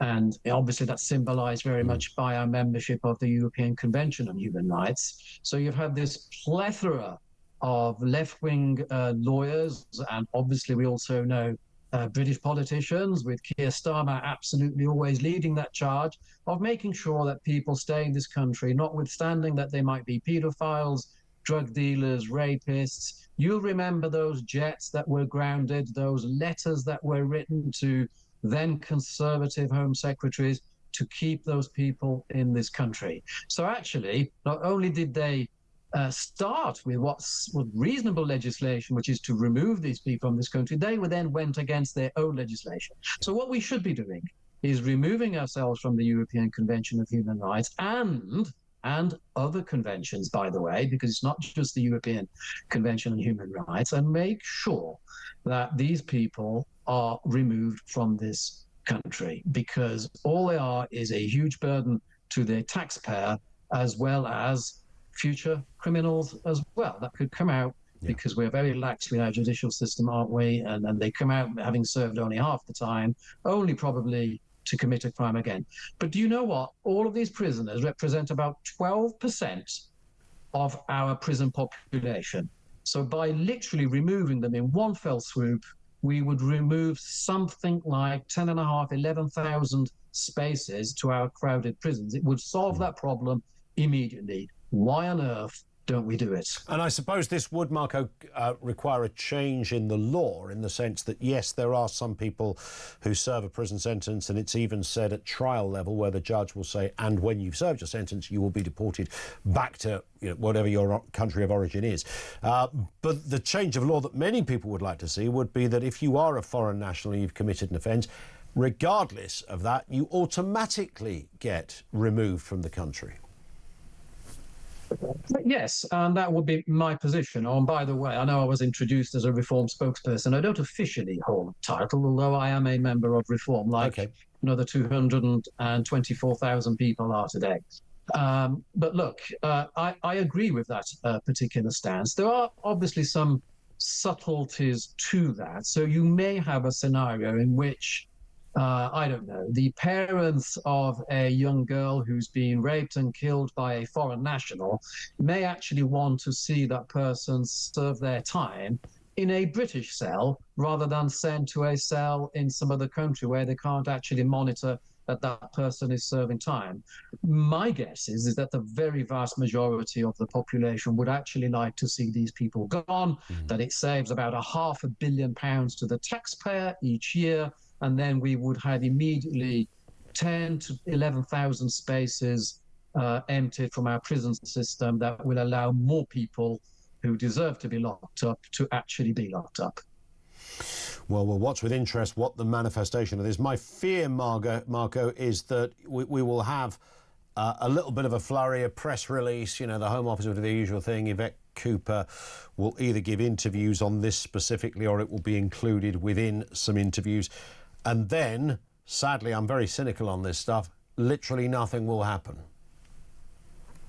Now, this will be typical of a Labour government, and for the period of time that I was within the Conservative Party, I actually saw this happen under a Conservative Party as well. So although I would say that there's always been more of a natural bent within certain Conservative MPs to be tougher in terms when it comes to law and order, we actually did see a collapse of that system under a Conservative government, and it didn't unfortunately turn out to be something that I could say that whilst I was a Conservative I could have been proud of, because if we are going to say things as they are, our shortage of prison spaces did happen under a Conservative government, and this is it.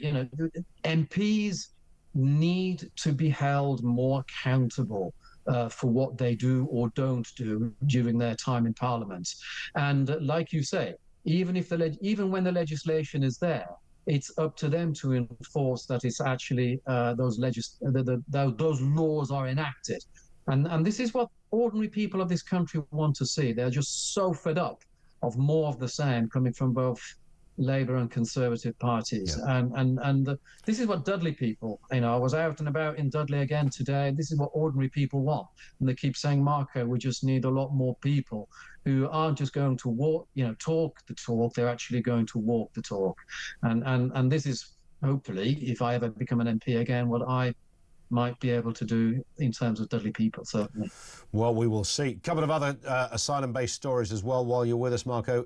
Stop sending asylum seekers to Glasgow, says Glasgow City Council. They've asked the Home Office to pack it in, citing a lack of space and funding. I mean, this is something I would imagine quite a lot of councils out there would struggle with as well. But they're certainly having a problem in Glasgow where there's a backlog caused by increased positive asylum decisions, with more than 4,100 asylum seekers currently receiving housing support in Glasgow alone. I mean, how many more examples do we have to see before someone says enough is enough? This is just palpably ridiculous. And it's not going to get any better under a Labour government, that's for certain. And we saw what happened under a Conservative government. It just accelerated and got worse as well. But you mentioned Glasgow, and of course, we have the SNP in charge in Glasgow. And I used to remember them being some of the most vocal MPs saying that we should be accepting more and more asylum seekers into the country. Little did they ever say that Scotland as a proportion was actually being asked to accept fewer asylum seekers, but now they're actually complaining about it. Well, let's see what SNP MPs say about that. We should really have them on the show and see what they say. Indeed, that's a fair point. And some of those people might have arrived inadvertently into the UK in the back of someone's car, because we also read today that Brits have been fined £25 million collectively for illegal ferrying of migrants, even if they had no idea that a migrant had hopped into their roof box, their boot, or even the footwell. So you still get fined 10 grand per migrant, regardless of whether you were aware they were on your car, trailer or caravan. I mean, that is ultimately, the most ridiculous law that you can see in some ways, because all it does is incentivize people to keep quiet about it. If there are actually migrants that happen to have found their way onto your means of transport that you just couldn't have possibly known about. And I know that this was raised in the chamber at one of the PMQs recently. And I'm not sure what Starmer did about that. There was no follow-up. But I have to say, I think it's a good thing to actually enforce perhaps some logistics companies, companies that have got lorries coming in and out all of the time, and certainly border control. What about, enforcing border control doing their job rather than enforcing some of these transport companies who are only trying to earn the trust? Well, and now you're talking crazy language now, Marco. Suggesting Border Force might be able to do something. Yeah, and then, we're actually, if you want to take it a step further, what about the RNLI? I'm sorry, they are just a taxi service for asylum seekers. They are actually aiding and abetting these criminal smugglers. Never mind smashing the gangs, we're helping the gangs. That's exactly what's happening with some of these charities. So why don't we do something about them rather than penalising companies that are trying to earn a crust and ordinary people who are thinking they're doing the right thing by reporting someone there illegally and then getting fined for it? I mean, that is just just so ridiculous. Well, you despair about it. Indeed, we live in a country in an era of a long line of ridiculousness at the moment, don't we? But listen, Marco, thank you for your great contribution. Marco Longhi, spokesman for Reform, a former Conservative MP. Just to clarify, he said not official spokesman, but I guess by definition of that being his party. It's worth saying, by the way, there were 6,000 penalties issued since January 2024. This is people who discovered they had a migrant in their boot. 6,000 penalties. Only one appeal has been fully successful. Some of them partially successful. You may remember the case of Adrian and Joanne Fenton, who were fined 1,500 quid after they reported that there was a stowaway in their car. Well, there's a bloke in our car, he's not meant to be here. Didn't mean any harm to them, but he ain't meant to, so they reported it. And then they got fined 1,500 quid. I think they successfully appealed that one, but it's very hard to. And your maximum fine could be 10 grand per person that's found. I think that came in the Blair years, that one. I seem to remember there was an immigration, don't ask me how to remember this name. There was an immigration minister, I've just thought of another immigration minister who had a bit of a clash over the Gurkhas with Joanna Lumley. What was it? Phil Woolas, remember him? Phil Woolas. But prior to that, Barbara Roach was her name. She was an immigration minister, I think, under Blair's government. It may well have been under her tenure that this 10 grand a pop came in. I don't know, but yeah, maybe trivia buffs might want to check that one out. 0344 499 1000. More calls from you. The trans ruling still on the debate. This issue of deporting people who've committed crimes from other countries. You think that'd be a no-brainer, but apparently it isn't. And anything else that you've heard, particularly that question we began with, apart from Nigel Farage, what do you think draws people to Reform UK? This is reference that extraordinary poll, one of many polls, but this was the latest. It was significant. 16,000 people suggesting that Reform could get at the next election. This is a national story. Reform could get 180 MPs, and Nigel Farage has got the same chance of becoming Prime Minister as Keir Starmer, which in any other... They're not saying that about Ed Davey, for goodness sake. I mean, maybe rightly so, but they're not saying it about Ed Davey. And he's got 72 MPs, and they've been there for 40 years, the Lib Dems. Reform UK, of course, they've been there for about 40 minutes and only 5 MPs, and this is what the polls are telling us. But if you took Nigel out of the equation, what would draw people to Reform UK? Is it a feeling? Is it a mood? Is it their policy on economic growth? Would you be able to cite what that is? Or the NHS, education? Some obvious examples. 0344 499 1000. 20 past 3. This is Talk.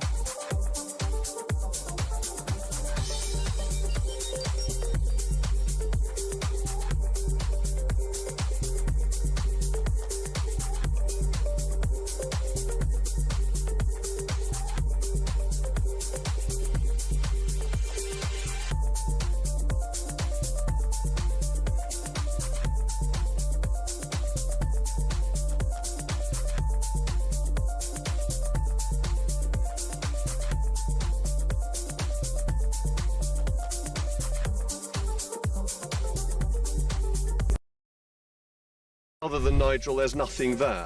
Nigel is the be-all and the end-all of reform, and therefore they're very dependent on him. And if Reform got this huge number of seats at the next election, how would it form a government? Who would the Chancellor of the Exchequer be? None of these questions are answered, and I think as we got closer to a general election, those would be questions at the forefront of people's minds. So I would very much like to see a cooperation between Reform and the Conservative Party, as I think most Conservatives and most Reform supporters believe in broadly the same things.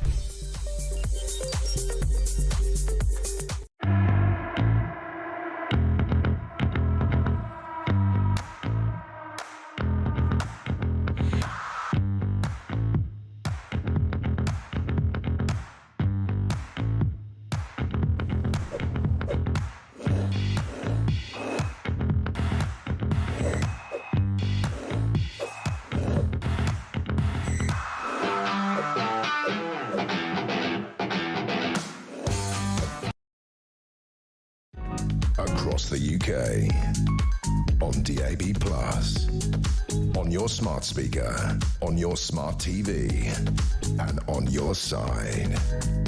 This is Talk. It is Talk 0344 499 1000. Let's go back to your calls. This will be Margaret in Glasgow. On that trans ruling, Margaret, what do you want to add to that one? Good afternoon. Can you hear us, Margaret? I think we might have a glitch. You're there. Can I just raise 2 points? Yes, I can. Can you hear me? The line is a little wobbly, but let's give it a go and see how we do. Actually, well, the first one is about the trans. I'll tell you what, we'll try and get you back on a better line, Margaret. We'll do that as swift as we possibly can. Meantime, let's go to Jerry in Newcastle with reference to Reform UK. That extraordinary polling that has come out, Jerry. This is national stuff, I know that, and the election's a long while away. What do you make of it all? I'm very much in favour of reform, but principally for two clear reasons. One is net zero. That is driving up the base cost of energy across the UK, which affects every business and is making the entire economy uncompetitive. Now, I know Ed Miliband says that is down to the price of gas, and technically he's correct, because the price of gas sets the price that everybody gets paid in the market. And it sets it at the highest price, I think I'm right in saying, right? You're correct. But what you don't get told is in the breakdown of the costs is that gas is charged a £60 per megawatt hour carbon tax. So in the latest report from the government, it was £114 a megawatt hour to produce, but £60 of that was carbon tax. So if you took the carbon tax off, it would be down to £54 a megawatt hour, which is actually cheaper than renewables. Wow. So if we remove the carbon taxes, gas would be far, far more competitive, and wholesale energy prices would probably halve. But presumably this, Jerry, is meant to be a way to disincentivise fossil fuel companies and getting them to, diversify into more greener endeavours. Correct. But we end up paying it. Yeah, we end up paying it, and that punishes all our companies and our entire economy in doing that. The second reason is immigration, because, as you know, most young people can't afford a house, and housing is a supply-demand market. So if you're increasing the demand faster than you can increase supply, the only way house prices can go is up, and that's exactly what's happened. Now, out of everybody's take-home pay, the largest proportion of that will end up going on housing. So the more expensive housing gets, the less money anybody has, unless you haven't got a mortgage and you're fortunate like me. That means you're going to have an endless squeeze on the cost of living, which is what is making everybody poorer.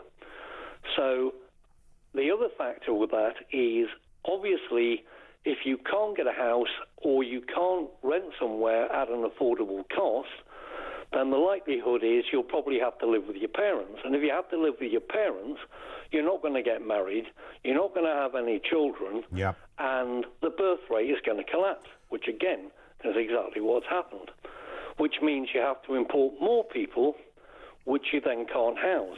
Yeah. So unless we get a grip of immigration and we start making it affordable for people to actually live, which 100%. We've also got to get people into work, haven't we, on that point? We do, yes. I mean, but the other problem with that is I think a lot of the young now have given up because they think, well, if I go to work, all I can afford to do is live in my mother's back bedroom because I'll never be able to afford a house. Yeah. So what on earth is the point of me going to work because I'll never be able to afford a house, I'll never be able to get anything, so they've just basically given up. Yeah, it's a grim assessment, but you're spot on. Jerry, thank you very much indeed. That's Jerry in Newcastle. Let's go back to Margaret in Glasgow. Margaret, well, I think we can hear you loud and clear now. Hopefully, can you hear me now? Yeah, lovely. Beautiful line. One of the best. Can I make 2 points? Right, about the trans thing. I think the way it's all went, for example, he, she, they, it's all turned, I've been very let them live kind of thing, very nasty and very bullying.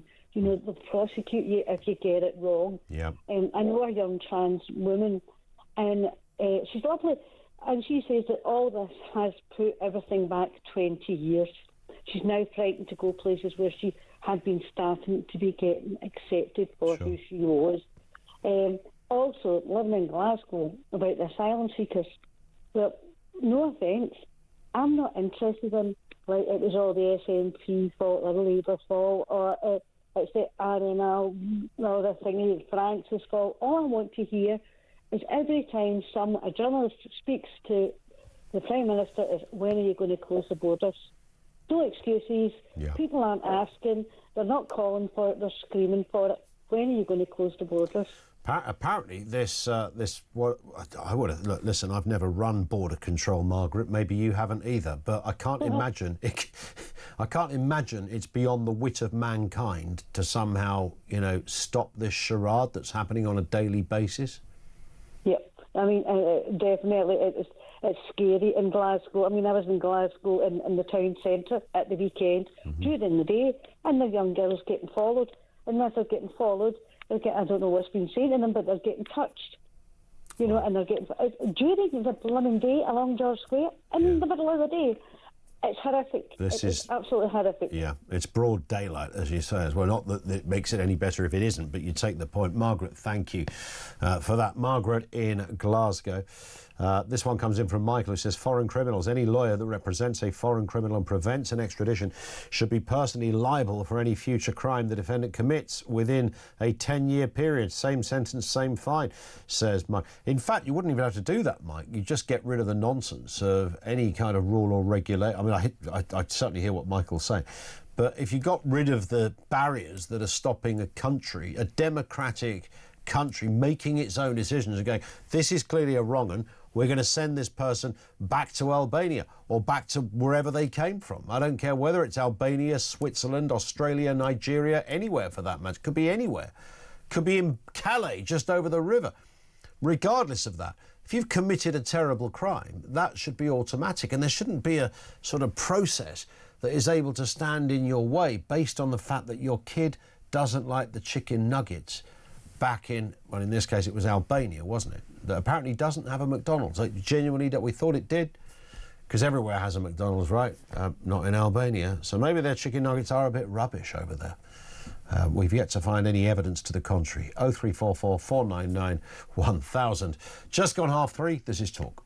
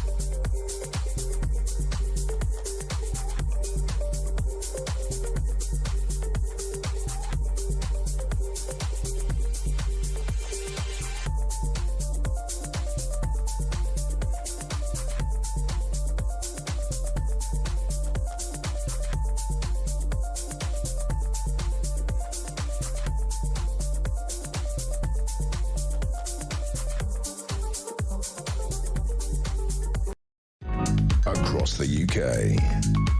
On DAB+, on your smart speaker, on your smart TV, and on your side. This is Talk.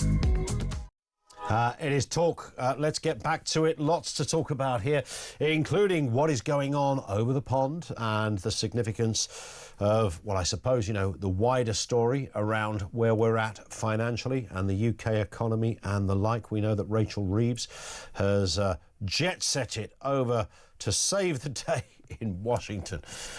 This at the same... I mean, it's a terrible piece of timing for Rachel Reeves, because as she lands there, the IMF and the world give a statement talking about the state of countries around the world, and the UK in particular is picked out as being in a really precarious position. And interestingly, they're not saying this is down to Trump's tariffs. There's a whole load of other things going on there. But she's having meetings while she's over there. Has Trump finally sent the US markets into obliteration is one of the questions, as the dollar hits a 3-year low. And there are tricky moments, there's hurdles in the road for the US, but is it all part of a grand plan of Donald Trump's? Let's get a word with our friend Greg Swenson, chair of Republicans overseas, currently in Washington himself. I don't know if you're at that same meeting with Rachel Reeves, Greg. I hope for your sake you're not. Good afternoon. No, I've managed to spare myself that agony. Yeah, I'm glad to hear it. So a few things to tuck into here. I mean, it's interesting that the economy in the States had a bit of a wobble when Trump was first dishing out the tariffs. It seemed to correct itself somewhat, and now it's taken another bit of a wobble. What's your assessment of what is happening, and what is it down to? Yeah, it's a great question, Ian, and it's really not the economy that's having problems. It's the markets, and markets don't like uncertainty, and surely the tariff announcement has created a lot of uncertainty. And until we get some clarity on the tariffs and we start to see some trade deals, I think there'll be continued volatility. The markets actually rallied hugely this morning here in the U.S. It's up, I don't know, the Dow's up 700 or 800 points. So it's a bit of a comeback from yesterday. There was buying late yesterday, and a lot of this could be just volatility and buying the dips, or it could be the fact that J.D. Vance made a comment about a potential trade deal with India, which would be really, really great for the market. I mean, this is not, I imagine, running economies is like juggling soot. I mean, this is not the easiest thing in the world. There's so much that you can do. There's messages or signals or announcements that governments around the world, particularly the United States, can make. But we live in a free market economy as well. I mean, things will happen, sometimes not always good things, other times amazing things that aren't down to a particular individual. Yeah, it's a great point. And I've looked at other factors, and the UK should take a page out of the Trump playbook. I'm quite sure they won't. But, tax reform or lower taxes and massive deregulation are going to be much more important for the real economy than tariffs. And so, the tariffs might have some effect for sure. But the tax reform and deregulation is really what's going to drive economic growth, and especially wage growth, and especially in the energy sector, Ian. I mean, lower energy prices really, factor into just about everything in the economy. And prices are down significantly thanks to Trump's liberation of the energy sector. And is there still a sense in the States, I mean, often a government comes in of whatever flavour and there's a bit of a flurry and, hey, things are different, the tide is turning, sunny uplands, we're back, all of those kind of announcements. Is there a sense that Americans in general are still feeling that optimism? Yeah, they are, except that the volatility around tariffs has, kind of dampened the enthusiasm. So President Trump's polling on the economy is lower than it was a month ago. He's still polling very well on immigration and illegal migration. And so, some of the issues that he's addressed, he's winning on. The tariffs, I think, are going to take some time. So that's been a bit of a dent into his polling numbers. But I think once we start to see some deals, whether it's the EU, UK, India, in this case today. So when we start to see some deals, I think that the markets will rally and his numbers will rally as well. Yeah. In terms of Rachel Reeves meeting her American counterparts and other economic officials, I mean, I don't imagine she's single-handedly going to get them to ditch the tariffs, right? That might come a little later. How would somebody like Rachel Reeves be, bearing in mind, you know, these are very quite hard but very experienced people. Trump has selected people who know their brief. They've got an experience in it. And all right, I know she worked in economics as well. You know, and there's some funny jokes about that, but she's really got to have her armour on for a meeting with some of your guys over there, right? Yeah, it's Adult Swim. And I would say that the advice that she'll get from the Americans will be very much along the path of what I just described. You know, the tax, I mean, the trade deal, yes, that's very important. You know, the UK is a significant trading partner, and both countries are the leading investors in the other country. You know, they're 1 and 2 in foreign direct investment. And so that's important, yes, but tax reform, lower taxes, stopping this net zero nonsense, you know, that's the kind of advice that she should take and liberate the economy by deregulating. I don't think she'll do it, but that's the advice she'll get from the Americans. Yeah, and when you talk to, you know, people like Scott Bessent, I don't know whether Howard Lutnick will be in that meeting or not, but these kind of guys, boy, have they been around the block. I mean, they know how to make a buck. They know what it feels like to lose one from time to time, but the breadth of experience just these two have is kind of unparalleled. Yeah, I mean, I think that there's been a history with having, you know, Wall Street people as Treasury secretaries for sure. You know, I think Scott Bessent is a complete class act, and he's doing a great job. He's juggling a lot of balls right now. But I do think that, you know, Howard, you know, is a seasoned Wall Street veteran. These guys are pros. They know what they're doing, and they know what works. And it worked in the first term. Tax reform and deregulation resulted in, you know, 8% wage growth in the Trump years. That's after, you know, really anemic wage growth or non-existent wage growth with Obama, and then negative wage growth with Biden. Mm-hmm. So these guys know what they're doing. I think hopefully they'll give some good advice to Rachel Reeves. Well, she needs it because she ain't getting it from anyone else, that's for sure. Listen, Greg, great to have you on. Enjoy the trip. That's Greg Swenson, Chair of Republican Overseas UK. Joins us live from Washington. That's where he is. That's where Rachel Reeves is as well. She's having a chinwag with the good and the great and all things economic over there on Capitol Hill. Will she come back with a bag of goodies or a tail between the proverbials?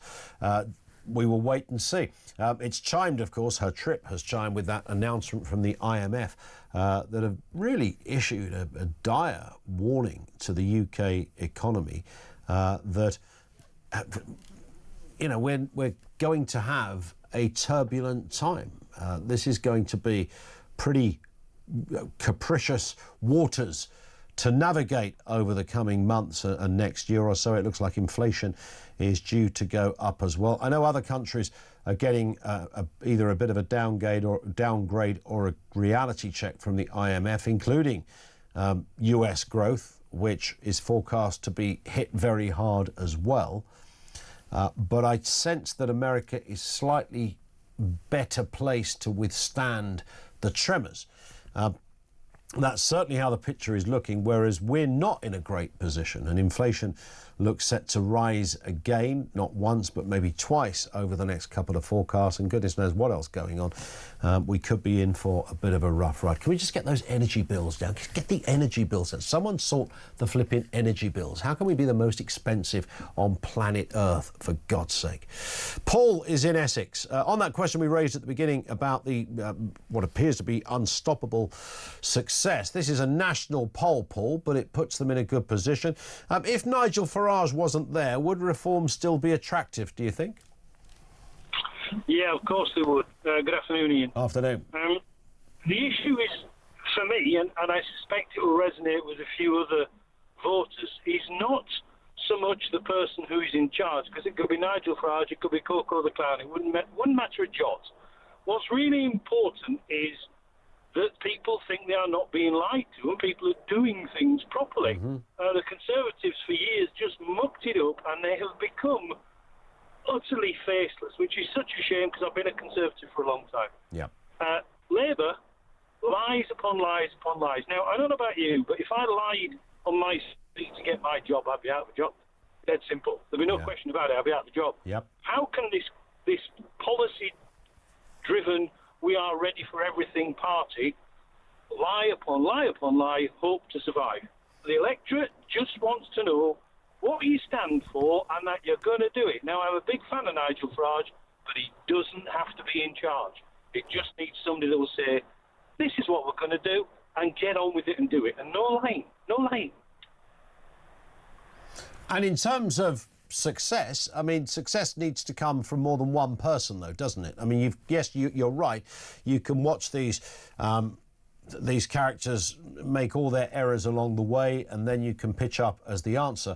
But there does need to be a range of people that are kind of recognisable to the rest of us, that we go, they're really good, and they're also part of this new party. I'm not entirely certain that's true. Look across the pond. Those poor beggars had a choice of two evils. A lot of people don't have a lot of love for Donald Trump, but they voted for him because they didn't want to vote for the other one. Was that about the people, or was it about the parties? And I think that was about the parties, not the people. Yeah, I'm sure a lot of Americans couldn't name some of the administration, even the high-profile ones, and certainly not before the election.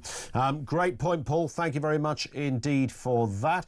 Mark says, personally, I believe the appeal of Reform UK is quite basic. The British people are well known all over the world as being very tolerant. But when we say hold the bus, enough is enough, and they start to stand up to be counted. And then you see what is happening now. Nigel Farage is a good communications chap. He speaks for millions. I'm English first, British second, like the Scots, Welsh and Northern Irish. I feel like an outsider, though, in my own country. And not just with immigration, but with all the wokeism as well. Common sense rules, says Mark. Thank you very much indeed. Thank you very much indeed for that, Mark.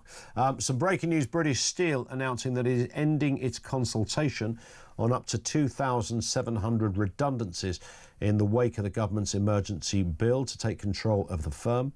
The interim chief commercial officer at British Steel is Lisa Coulson, said in a statement that since the legislation was passed during that extraordinary recall of Parliament just over a week ago, the company has been working day and night to ensure we are able to stabilise our operations. So they've announced that it's ending its consultation on up to 2,700 redundancies in the wake of that emergency bill for the government to take control. What that means for those jobs, we have little detail at the moment, but the consultation has completed.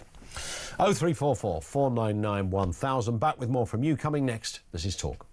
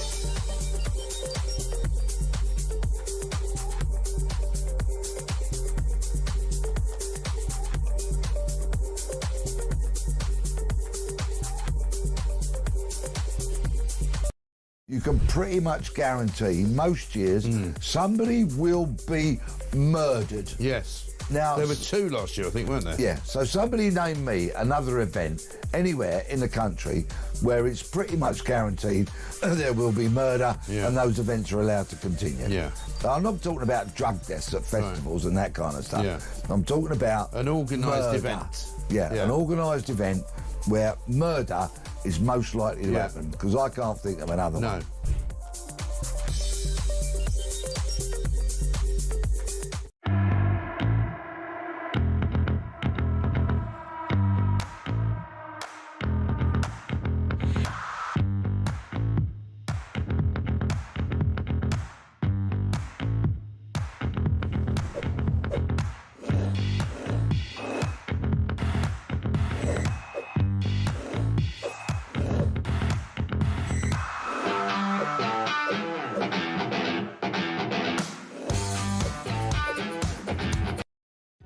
Across the UK, on DAB+, on your smart speaker, on your smart TV, and on your side.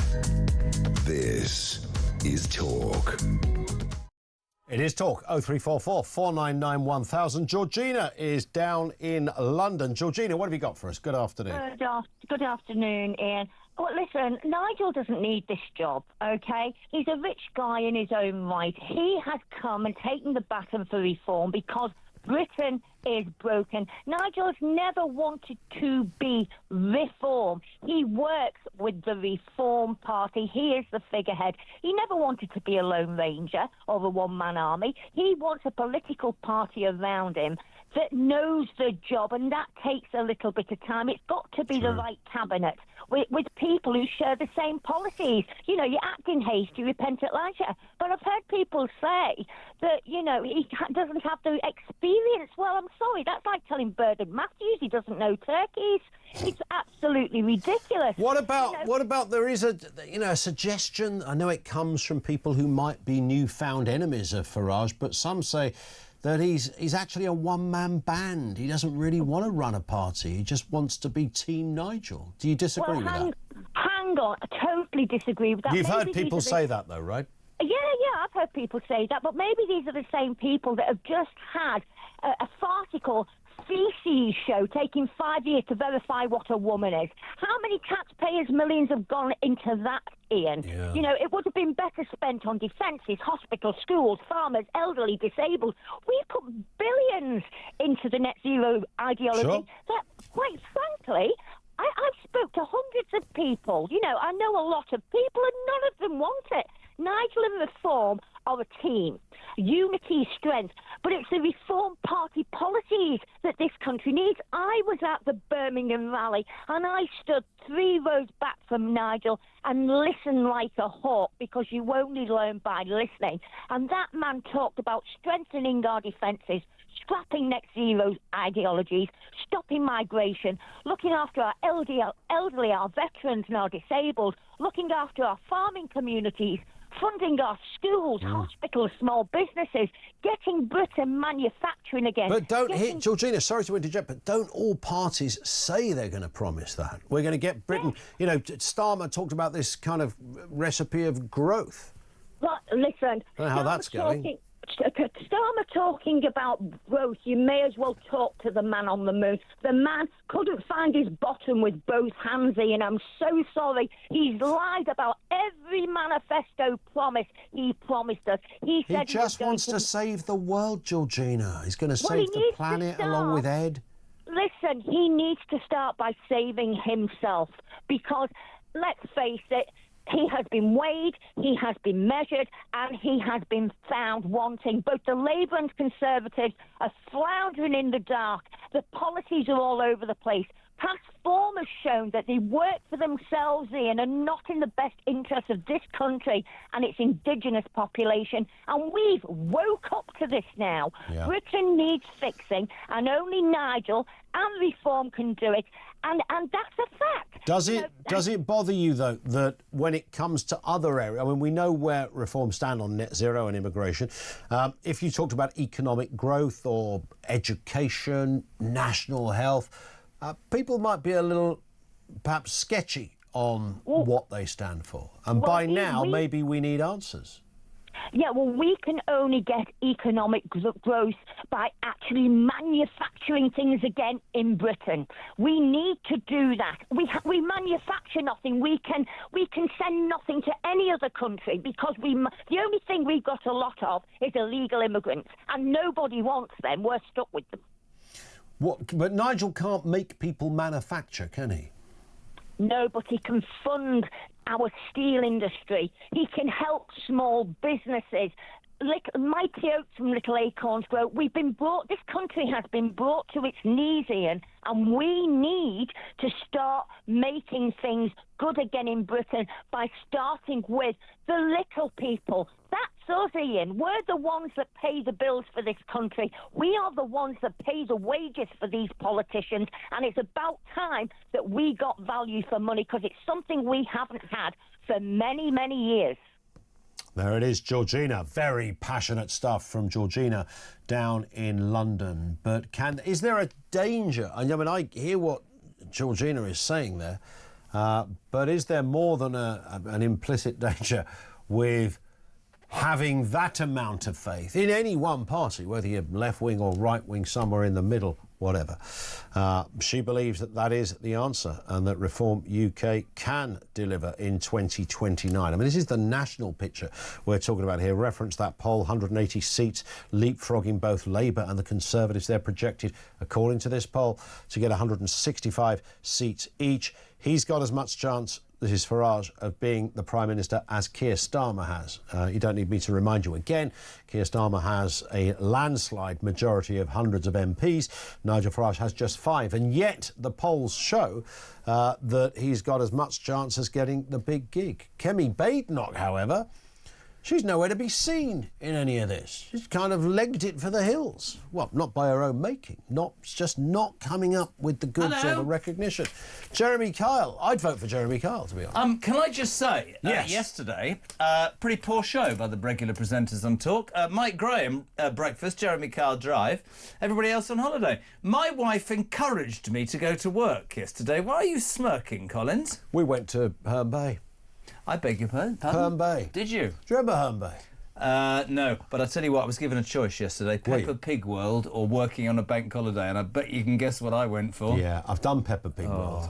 Honestly, I can't be doing that. Anyway, lovely to see you. Happy? Did you eat lots of chocolate? Yeah, I had a bit. You know, as an adult, you don't tend to... I did. I filled my face. Yeah, did you really? There's a spring in my step and my hat is at a jaunty angle today. I'm feeling very happy. What's your favourite egg, then? I'm going to ask you that. What's my favourite? I'm just a really boring... I mean, I like all the... You know, the Cadbury's have brought out the caramel and the dime bar and the marvellous creations is my thing. You like all of that? Yeah. Yeah.